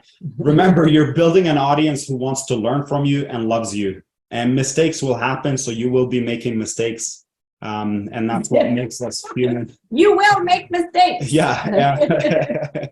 But the thing is, I love it. Learn from your mistakes. That's the thing. And your mistakes will help you to create a system that works for you. Like for me, you know, presentations have never been my strongest aspect. I like to, you know, dig into numbers and research and set up websites and all that stuff. When it comes to presentations, I've been like frightened my entire life, even in school. I used to stutter a lot when I was younger, so that kind of added to it. I'm glad I got rid of that. But yeah, mistakes will happen, and you will learn and you will develop new ways through practice of how to make your presentation seamless and smooth, right? So for me, I developed that coloring system. That helps me. I'm also dyslexic, so the coloring system, you know, makes things pop out for me. So it helps me break things down. So you will come up with your own system, and don't be nervous. Nervous is a good thing, but don't let that stop you from actually conducting a presentation. And guess what? If you're the nervous type and people know about it, I would say maybe 50-60%, obviously this is a subjective number, but many people of your audience are actually just like you, nervous from presentations and whatnot. And maybe when they see you do well in it, then that encouraged them to actually do exactly the same thing, right? So or put themselves out there in some way. Exactly. So remember, you're also inspiring the people that you're doing the presentation for. So make sure you leverage on that. So I'm gonna out you about something though. Sure, Says he's not like being presentations is not his thing or whatever, but I will tell you that I get to listen to his presentations all the time, and he likes to talk about financial things, and he will give me this big long like lecture, and it just comes out and flowing. But you get, I guess, nervous about the formal presentation. Yeah, the formal presentation, the slides, and then also the camera and the microphone, because when I make a mistake, you know, in real life, it's not recorded. So I'm like, who cares? And because of it, I don't make mistakes, right? It's because you don't care. But when the camera's on and everyone's listening and, you know, everyone's recording, then yes, you care. And when you care, you make mistakes. But again, you will develop a system that will work for you. And just embrace that system and improve it as you go. All right. So here's some tips, you know, for getting ready to go live. Some basics that you want to cover is to send a reminder. Obviously, you want to do those email reminders about the session a few days before, and then maybe a few hours before or an hour before, whatever it is, but give them a couple of them. And no matter how many you send out, people are still going to tell you, I don't know how to log in. So be prepared for those emails or note messages in your group or something like that people might need that. But do those reminders. Check your I would check, like, I'm not very technical, but like I always just check the microphone and camera settings. Mostly I'm just looking at the angle and making sure I'm okay with how I look on the camera, but that's the basics for me. Yusuf might have more suggestions on that because you do. You're going to talk about that actually. Yes. So also to make sure all you have a list of all the links you want to share during the presentation, that will keep it, that will make it easier to copy and paste. And before we started this, we have the resource list open on our computer so we can copy and paste in the chat. And actually every time Yusuf has mentioned his videos, I put them into the chat for you guys. I think I didn't say that on the last one, but again, if you didn't catch it in the chat, it's in your resource page. But having that ready really helps. If you have an assistant, consider having them with you, right? If your session is going to be an hour or two, you pay them for an hour or two to be there. They can answer some things. Yeah.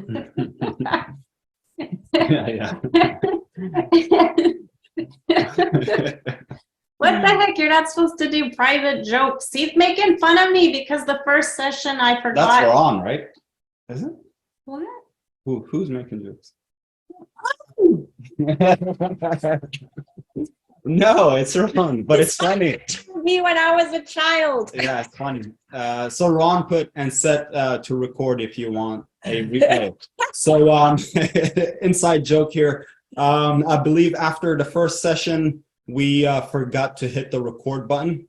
So we actually, after recording the entire session, we had to redo it again by ourselves for another like 2 hours on our own because we forgot to hit the record. Well, yeah, and okay, so when you do a Facebook Live, it is recorded automatically from beginning to end. You don't need to worry about it. And in Zoom, I had it turned off, and there's a long reason why I had it turned off. And because I was with Yusuf and not by myself, I forgot to do it. But that sucks. But it'll happen at some point where you have to redo or the recording didn't work, something. But it is, yes, definitely check your settings on everything. But if you're doing Facebook Live, that part you don't have to worry about too much. So speaking of assistant, also, if you have one, Ron is here and he keeps an eye on stuff for us as well. Yeah, thank you, Ron. And often, I've had ones before and we have, we didn't organize it with Ron to do that, but he could have posted the links for us and then we didn't have to worry about it. One less thing to worry about, right?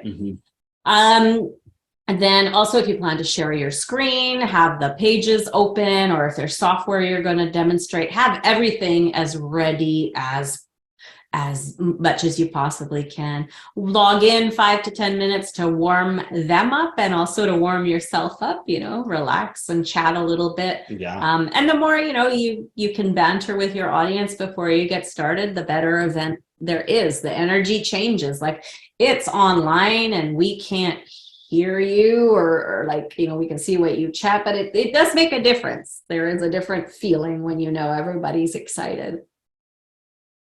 All right, so I also created a video on how to run a Facebook Live video with screen share or share screen. So I will make sure that Alice includes a link to this video and also in the resource page. It's a very simple process.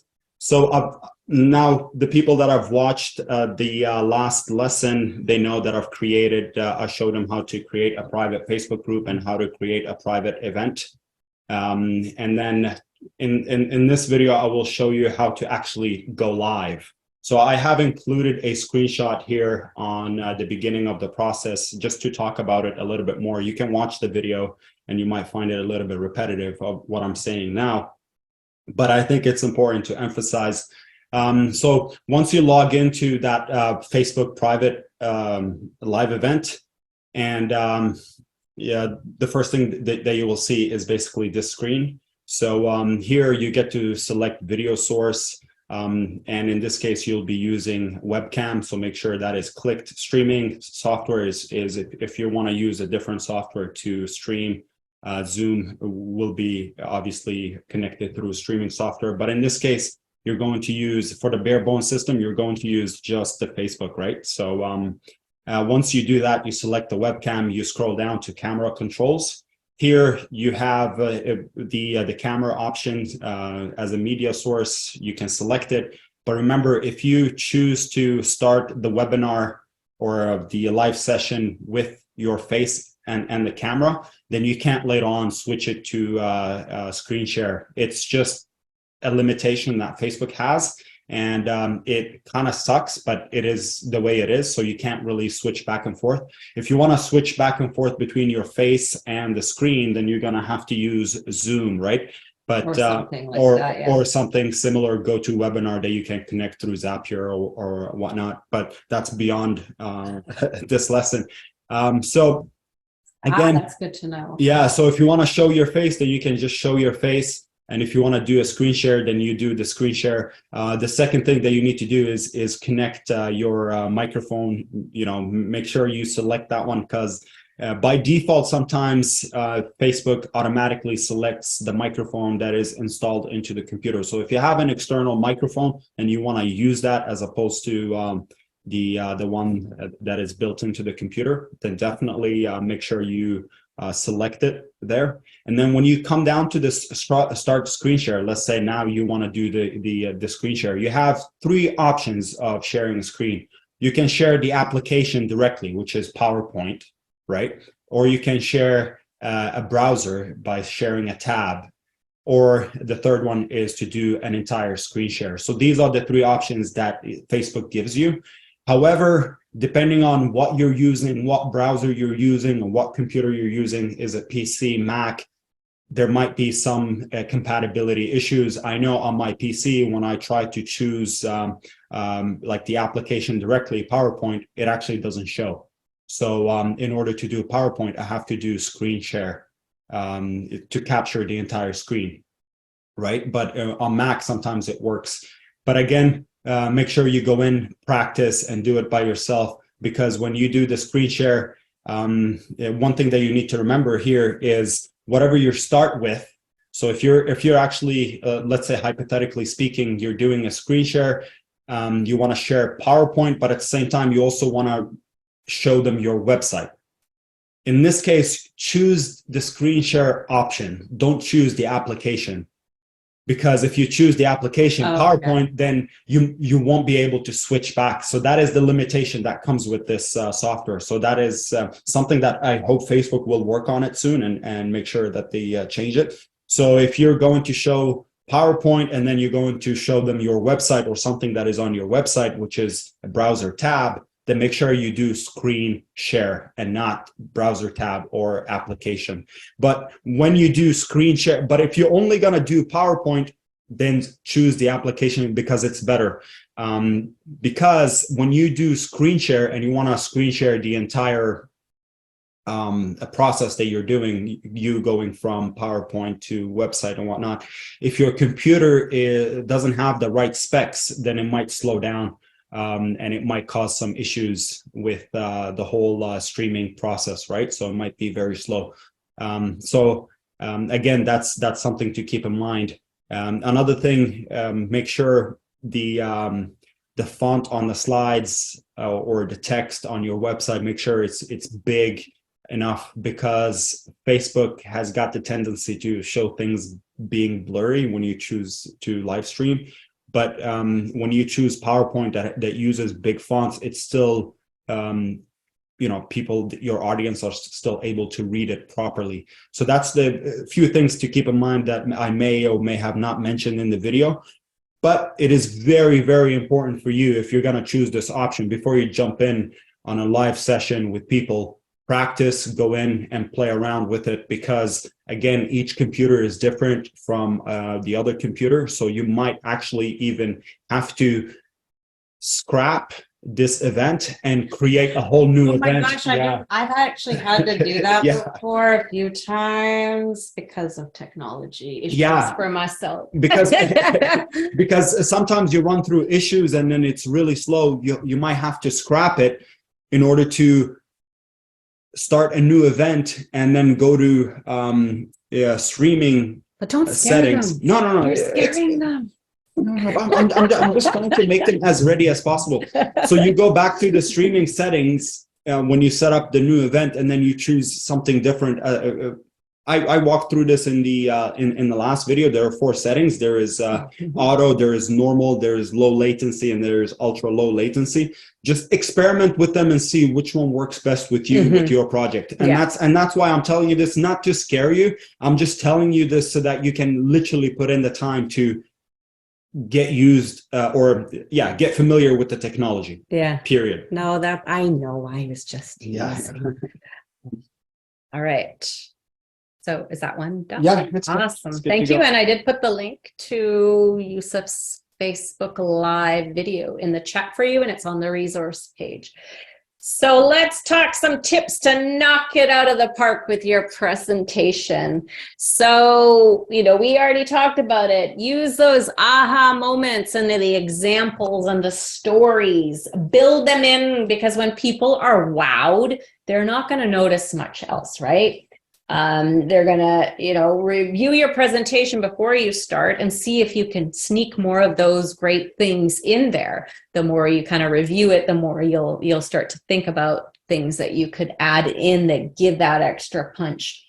If this actually is, second one is not an option on Facebook, it sounds like, if you are showing a slideshow, you know how we do it. We're on camera at the beginning because we want to say hi. We want to create that connection with you. And then we do turn the camera on at the end. For the Facebook one, that actually won't be possible, but on Zoom and on GoToWebinar, on most of those types of platforms. I think Sally said, I'm not sure if StreamYard is kind of the same thing. Maybe you can do it there as well.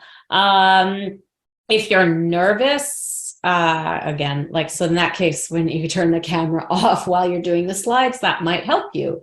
If you're not worried about it, you can on Zoom and GoToWebinar, you can actually, you've seen that sometimes we can be in the corner of our slides on video, which keeps your face there and they can see your expression. And it definitely is, kind of a connecting thing if you can do that through the whole presentation. I do it on a lot of them. This one we've decided not to, because it's 2 of us delivering it and it becomes a little more complicated, but it's been fun doing this. You could also consider pre-recording detailed sections, just like Yusuf has, right? He goes into a lot of details in those videos.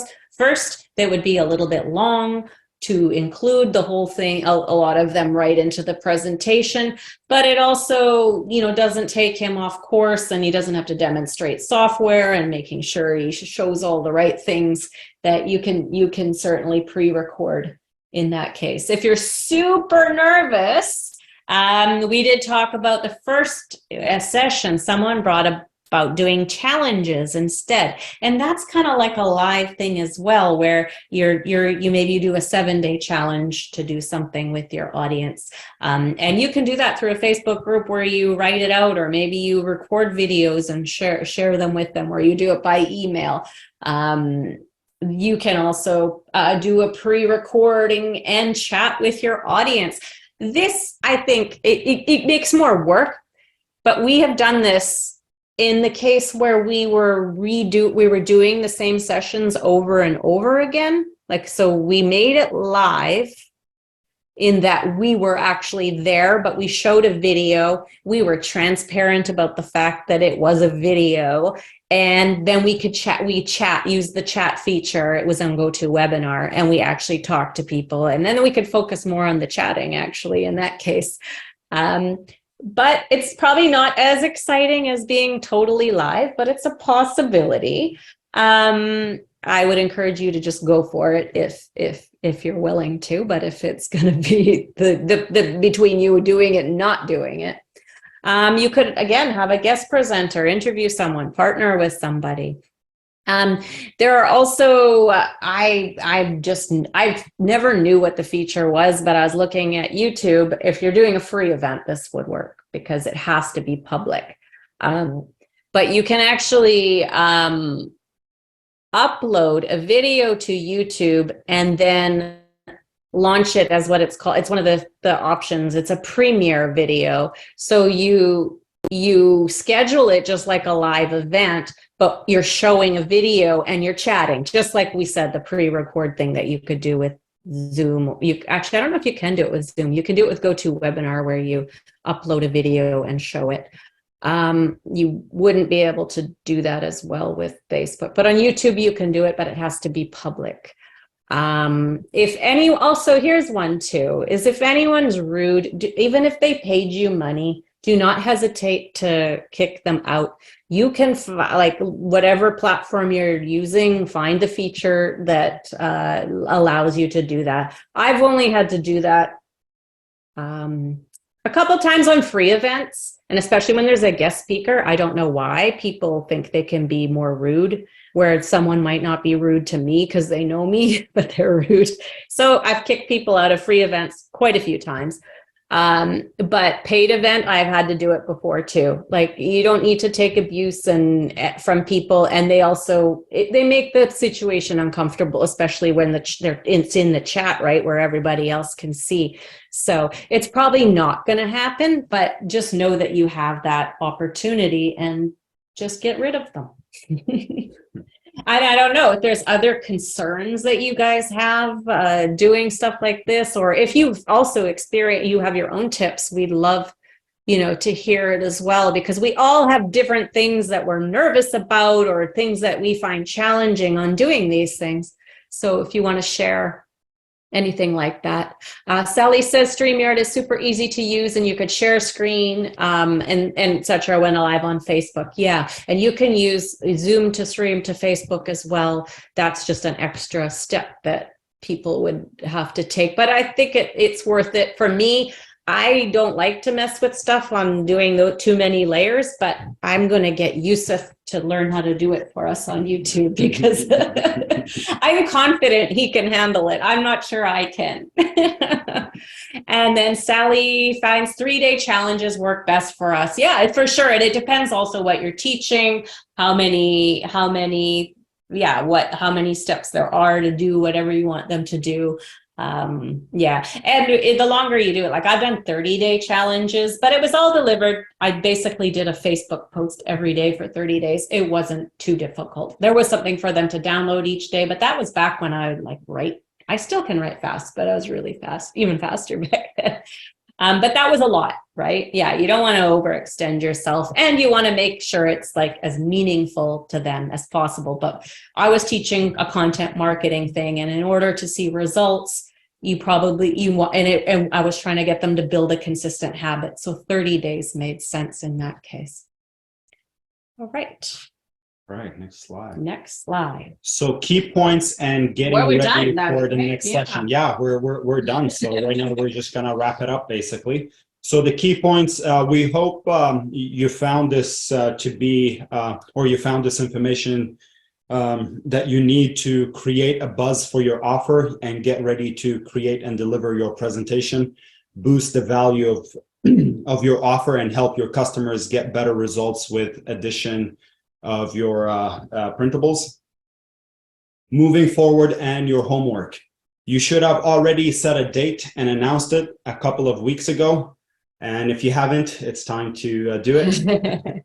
And you should have started growing your audience so you have someone to sell to. And then this process never ends. It just goes on and on. Even later on when you make this course evergreen, right? Mm-hmm. So and audience building is always a part of our process years after, right? It is something you got to build into your regular work. Absolutely. And your offer and sales process, you should have it ready to go. So to-dos before next week: start creating buzz for your offer, perhaps open registration with the harder pitch. Create and finalize your presentation with printables. Get ready to present, or for the very brave, actually just present it, just do it. Mark yourself as going on our Facebook event. Don't forget that important thing. And leave, a lot of people did. And leave a comment. Leave a comment, yeah. And that's what you should be encouraging your customers to do later on for you as well. Yeah, I put the link to the event there again. I know quite a few of you already did it. Again, it's to make sure we can do events like this more often, but also for you guys to kind of observe the event promotion process. All right.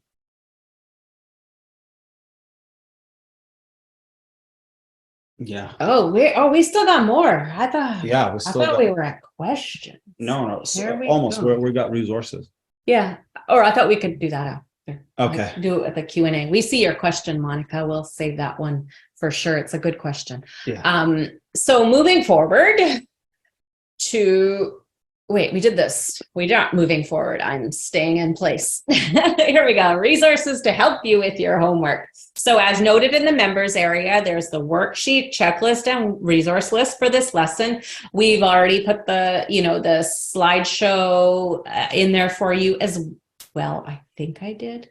I need to double check that, but it will be there if it's not there already. And then those bonuses, the run a class bonuses. Oh, and I know what that referred to. It referred to the slideshow templates.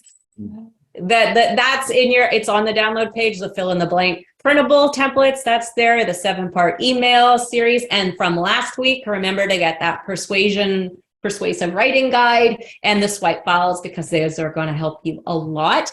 And for tech help, there are the uses videos on Facebook Live, setting up and promoting a Facebook event, and using Google Documents to share your printables and other documents. So if you're looking for those videos, those are in the resource list. So all those links are there for you.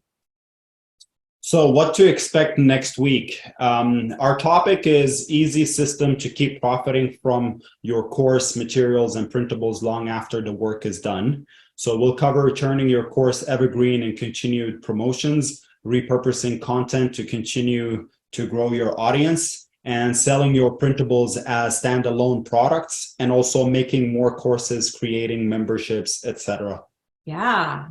And that is going to be next week, next Tuesday, April 4th, 12 p.m. Pacific time and 3 p.m. Eastern time. Is that what it is? Yep. I believe so. Yeah. Yeah, excited for this one. Because it's gonna be like all this work you're putting into this now. We want to make sure that you continue to benefit from it.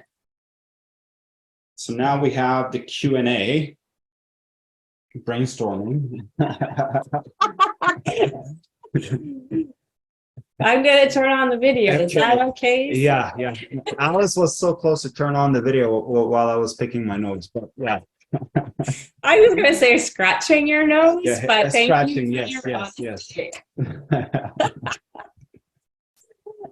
Hello again. Hi, I think we can stop the share too. We can be there. You'll see actually that we are in a new spot in my office than previously. It's not my favorite place, other than it's sunny today and the direct sunlight comes on to the room. We need to set up some curtains. And I really don't like it when the sun's on my face. So, and it can actually really, if you're using the camera, if you guys have done this before, like it can really, the lighting can really change things. So that's another thing to check before you run in, like what time of day you're going to do it, what the lighting in that room is all about. Okay, so questions. Actually, Monica had a question. Yeah, Monica said, I was thinking of doing a 14-day challenge, but perhaps most people wouldn't commit to 14 days. Yeah, that would totally depend on your target audience. Who are you trying to get? Are they stay-at-home moms? Maybe they might have time because they're... I can't believe you just said that. I don't know. What I meant to say is that they're not bound to a work schedule. So they might to kind of like engage in your 14-day challenge. What you could do is like a 4-weekend kind of type of challenge, because that way you can almost guarantee that most people figure out the schedule. Yeah. But also keep it simple. Like when I said I did the 30-day challenge, it was almost the same thing every day. In this case, the first few days were them setting up their opt-in page and getting all the, the hard work got done in the first few days. And then the rest of the challenge was basically the same thing. I can't remember. It was to post something somewhere or whatever. I can't remember. There was maybe 2 tasks or something every day. They kind of got to choose what they are, and they were supposed to come check in. But each day I gave them a new tip or some new insight. So it was worth for them to come check in, but they're basically doing the same thing every day. That might not work on yours. Maybe there are different things you want to teach them, but make it bite-sized, make it easy, make it simple for them to do that. All right. So Monica also asks, would you ever just run a challenge without any traffic and then package all the recordings for a product to sell? Yeah, first. You mean like nobody, if you don't have anyone sign up, why not? And what I did with my Facebook, or when I did through Facebook, it was, you could do it. You pre-write everything. I made it all in like one document, day 1, day 2, and like the day 30. But then I just scheduled the posts, and then I just scheduled emails that take out and you can just keep repeating it too. So when people actually, they can join in anytime.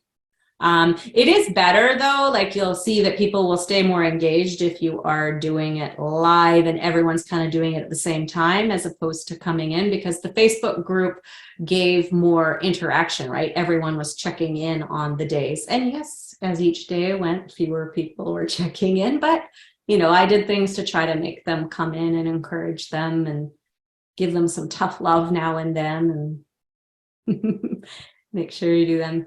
I was just going to do a 10 to 15 minute session daily, and then they can do the work. That sounds like a lot, actually, 10 to 15 minutes. And it sounds reasonable though. What? Yeah, but you like listening to podcasts, so maybe. For me, it sounds long. For you, if not, so you never know. It depends, how much time they have, how pertinent the information is. I tried to keep it small. Maybe also, if you're going to do, a recording, maybe have a way for them to read it as well. Do a transcript, which we're going to talk about transcripts next week, so that people who want to just skim through can have the chance to do that. Because that's me. Yeah. Yusuf will listen every day. I'll be skimming. As you know, there are no right or wrong answers. Some of the things that you do might be more suitable for some of your audience, and some of it might be suitable for others. You can later on, try 10 to 15 minutes daily, and then when you try it a second time, maybe do it differently. Yeah, get feedback. Yeah, get feedback on it. Or maybe you'll also realize where you could make it more brief. And also, you can use the poll on your Facebook group or any other group that you have, where you have people, and ask them what would be the most ideal, or what their preference is, right? So if they you just give them a few options, 10 to 15 minutes, or daily, or just per weekend or whatnot, and then and that's a great way to build buzz before you do it. You absolutely just do the poll and get them interested in being involved. And one thing you said, like there's no right or wrong answer, but it's come up a few times here where you can accommodate people who learn differently, right? So we talked about the printables, offering the worksheets separately for people who want to print the separate documents, or giving them a whole thing for the people who want, giving choices that actually don't take a lot of effort to do. Yeah. So if you have an assistant, they can do those things for you. And I saw someone up in the chat, that's me pointing up the chat, that they wish they had an assistant. And I think that's something we could talk about as well, because you should all get one, in my opinion. Monica also asks about who we have doing our transcripts, and we will talk about it next week. And there's software you can use that does it automated, but if there's more than one person talking, it isn't as good to do that way. But we use a website, it's called internettranscribers.com, and I think the last time I looked at their website, it was horrible. But this is a lady who's been in business forever, and I think she has so many clients that I think her website doesn't actually matter. But we use her all the time. And then our assistant, previously it was Melody, and now Ron, who gave me that little message reminder. He's the one that cleans it up. So when you get it from a transcriptionist, it's just like Alice said this, Yusuf said this. There's no rhyme or reason, and it's all kind of word salad. But Ron goes through and puts it into different sections. That's a manual process. You can get an editor to do that, your assistant, if they're up for stuff like that. Mhm. Yeah, Otter AI is what Monica's using, but that's an automated one that you're spending too much time editing and fixing. Yeah, what did you use? Because Pictory. Pictory, Yeah, Pictory. I don't remember if it's AI or IO or whatever.com, but we can send you the link. Yeah, we'll do that for next week for sure. Yeah, that one charges maybe like 12 per month. Yeah, and it was when the times I used it, it was pretty accurate, but it was more suitable for when I was the only one talking, because then there's no confusion about things. So yeah, there's lots of different useful tools. All right. So if you have questions, don't hesitate to ask. You have access to us for a little bit longer. We're just reviewing the chat. Yeah. Rev.com charges $1 a minute or more now. Yeah, they can be like the human-made transcripts can be expensive, but it's like it can be a very valuable document. If you're charging money to go in there, it's like an extra thing you do. A lot of people don't do it, and it's a one way to help you stand out. Like I said, I think in one of our sessions, I have a longtime customer who she always signs up for our courses. She says, no one else, I hate video. No, and she never comes to the live sessions, but she always wants the transcripts. She says, no one else does that, which is not true. I'm sure there are, but in her experience, that's why she did that. And they're great to refer to after, right? So you guys watch this, even you that watch this session, right? You don't want to go sit and like try to find the spot on the video that you want to know. You have a document later that you can just scan and like, I know they said something about Google Documents. Yeah, that you can highlight, print, and then come back to the section that you want to come back to. I find it helpful sometimes, but I also I don't mind listening over and over. As Alice said, I love listening to podcasts. I want nothing to do. I actually enjoy listening to his podcast because I'm only part way like pay attention, but I'd never turn one on myself. Yeah. Yeah. Yes. All right. So, anything else, you guys? Would we charge for a challenge? Is Monica asking? Oh yeah, I've done that. I think I've done like several, I would say maybe 5 or 6 in my life, and I think I've charged for most of them, but my memory is foggy. But generally, yeah, like that 30-day content marketing challenge, I also gave them a journal and a planner and like all kinds of useful tools. And yeah, totally. Just following up. And this was with how much? Oh, I think that one, I believe it was like $47. And then because it was made on my PLR site, I allowed people to start with, it was $47. Then I made it evergreen and I charged like $97. And then I also allowed PLR rights to some people. And then I doubled the price on that. But it was a very valuable skill that they were learning. There were lots of tools in it. There was a lot of educational component to it as well. But even in other cases where you're just, motivating and challenging them, yeah, you can charge for it, and you can say like you want an exclusive group, and like you can make, reasons why it makes sense to, invest in something like that. Mm-hmm. Yeah. Thank you. Those were some good questions, Monica. Yeah. Anyone else that wants to get involved? Are you going to name them? Why haven't you asked a question yet? He's scrolling. That's why I'm like, what is he doing? Is he looking for people to? And also, when you watch the videos that I shared on YouTube, and if you have any questions, don't hesitate to include it in the comment section. I will get to them. Okay, I guess we got a question. Barb, yeah. Yeah, Barb is asking, if you run a challenge, how long do they have access to the materials after the challenge? Always. Yeah. For me, I did end up closing the Facebook groups after like actually quite a while. I left them open if in case anyone came in evergreen and like or wanted to do it. But I also gave them a documents to download. If there were any recordings, they were able to keep them and they would be in the member, like, you know, my regular customer members area. So yeah, I think. And if you ever intend to retire the challenge completely, then give them some time to download the documents before you take it down, basically. Because I don't know, it might be taking like storage space. Just let them know, give them ample time for them to get that information. But yeah, I don't think there's an end. Yeah, it shouldn't be any. I think it makes it more useful too, right? Like maybe a lot of challenges you go in, you're part of it and then it's over and it's done. But if you have live sessions, you're with them, give them the recordings, all that stuff. Thank you, Joy. Yeah, Joyce says they are great videos. Good job. A lot of time went into those, but yeah, thank you. All right, well, maybe we will wrap it up. We've been, what's the secret?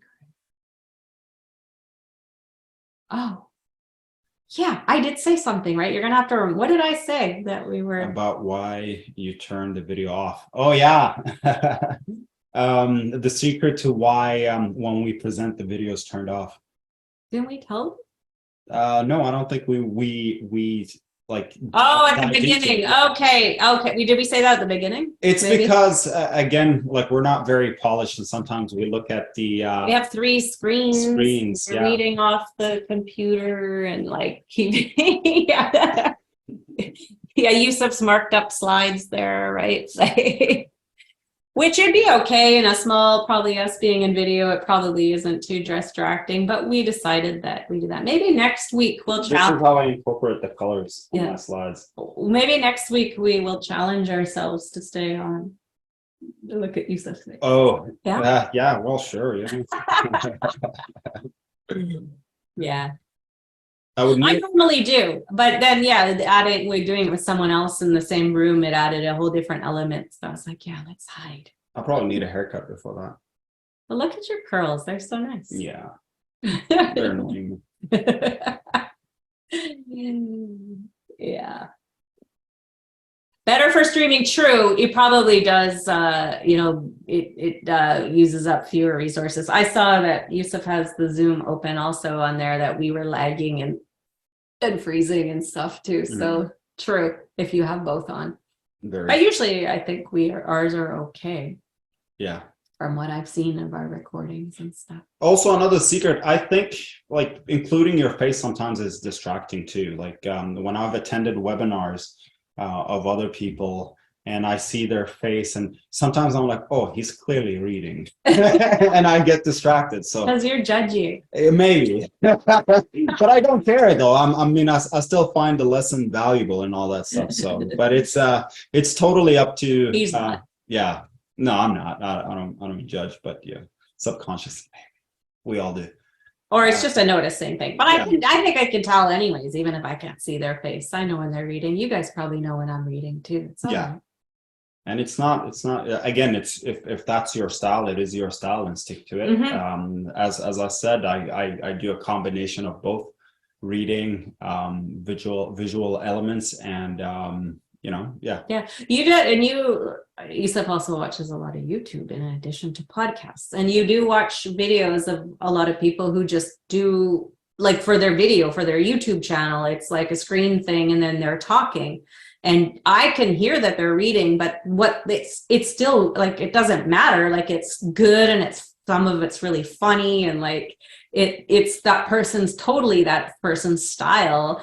So it totally works. It doesn't mean it's not a bad thing. As long as what you get is valuable, that's what people will stick for. They don't care, what your method is. Authenticity. Yes, exactly, Joy. That's. Actually, I'm, Yusuf also, can I say that? I don't know. How you said you get nervous about this, but you shared a few things that surprised me today, especially the nose picking. Okay. I was shocked. Yeah. I would totally say it like, oh gosh. Yeah. I guess I'm getting comfortable with You're you guys. more authentic. Yeah. Yeah, you guys love it. You love to know about the nose picking, right? Of course, see, Yeah. Monica's a good student. Totally. All right, so maybe we Should wrap up. wrap it up. Yeah. Yep. Yeah. Yep. It's warm in here. Yeah. It's getting warm. All right, well, thank you very much. We'll see you guys next week. And in the group, in the meantime, definitely come on and buy and use it to get feedback and anything you need. Thank you guys. Bye-bye. Bye.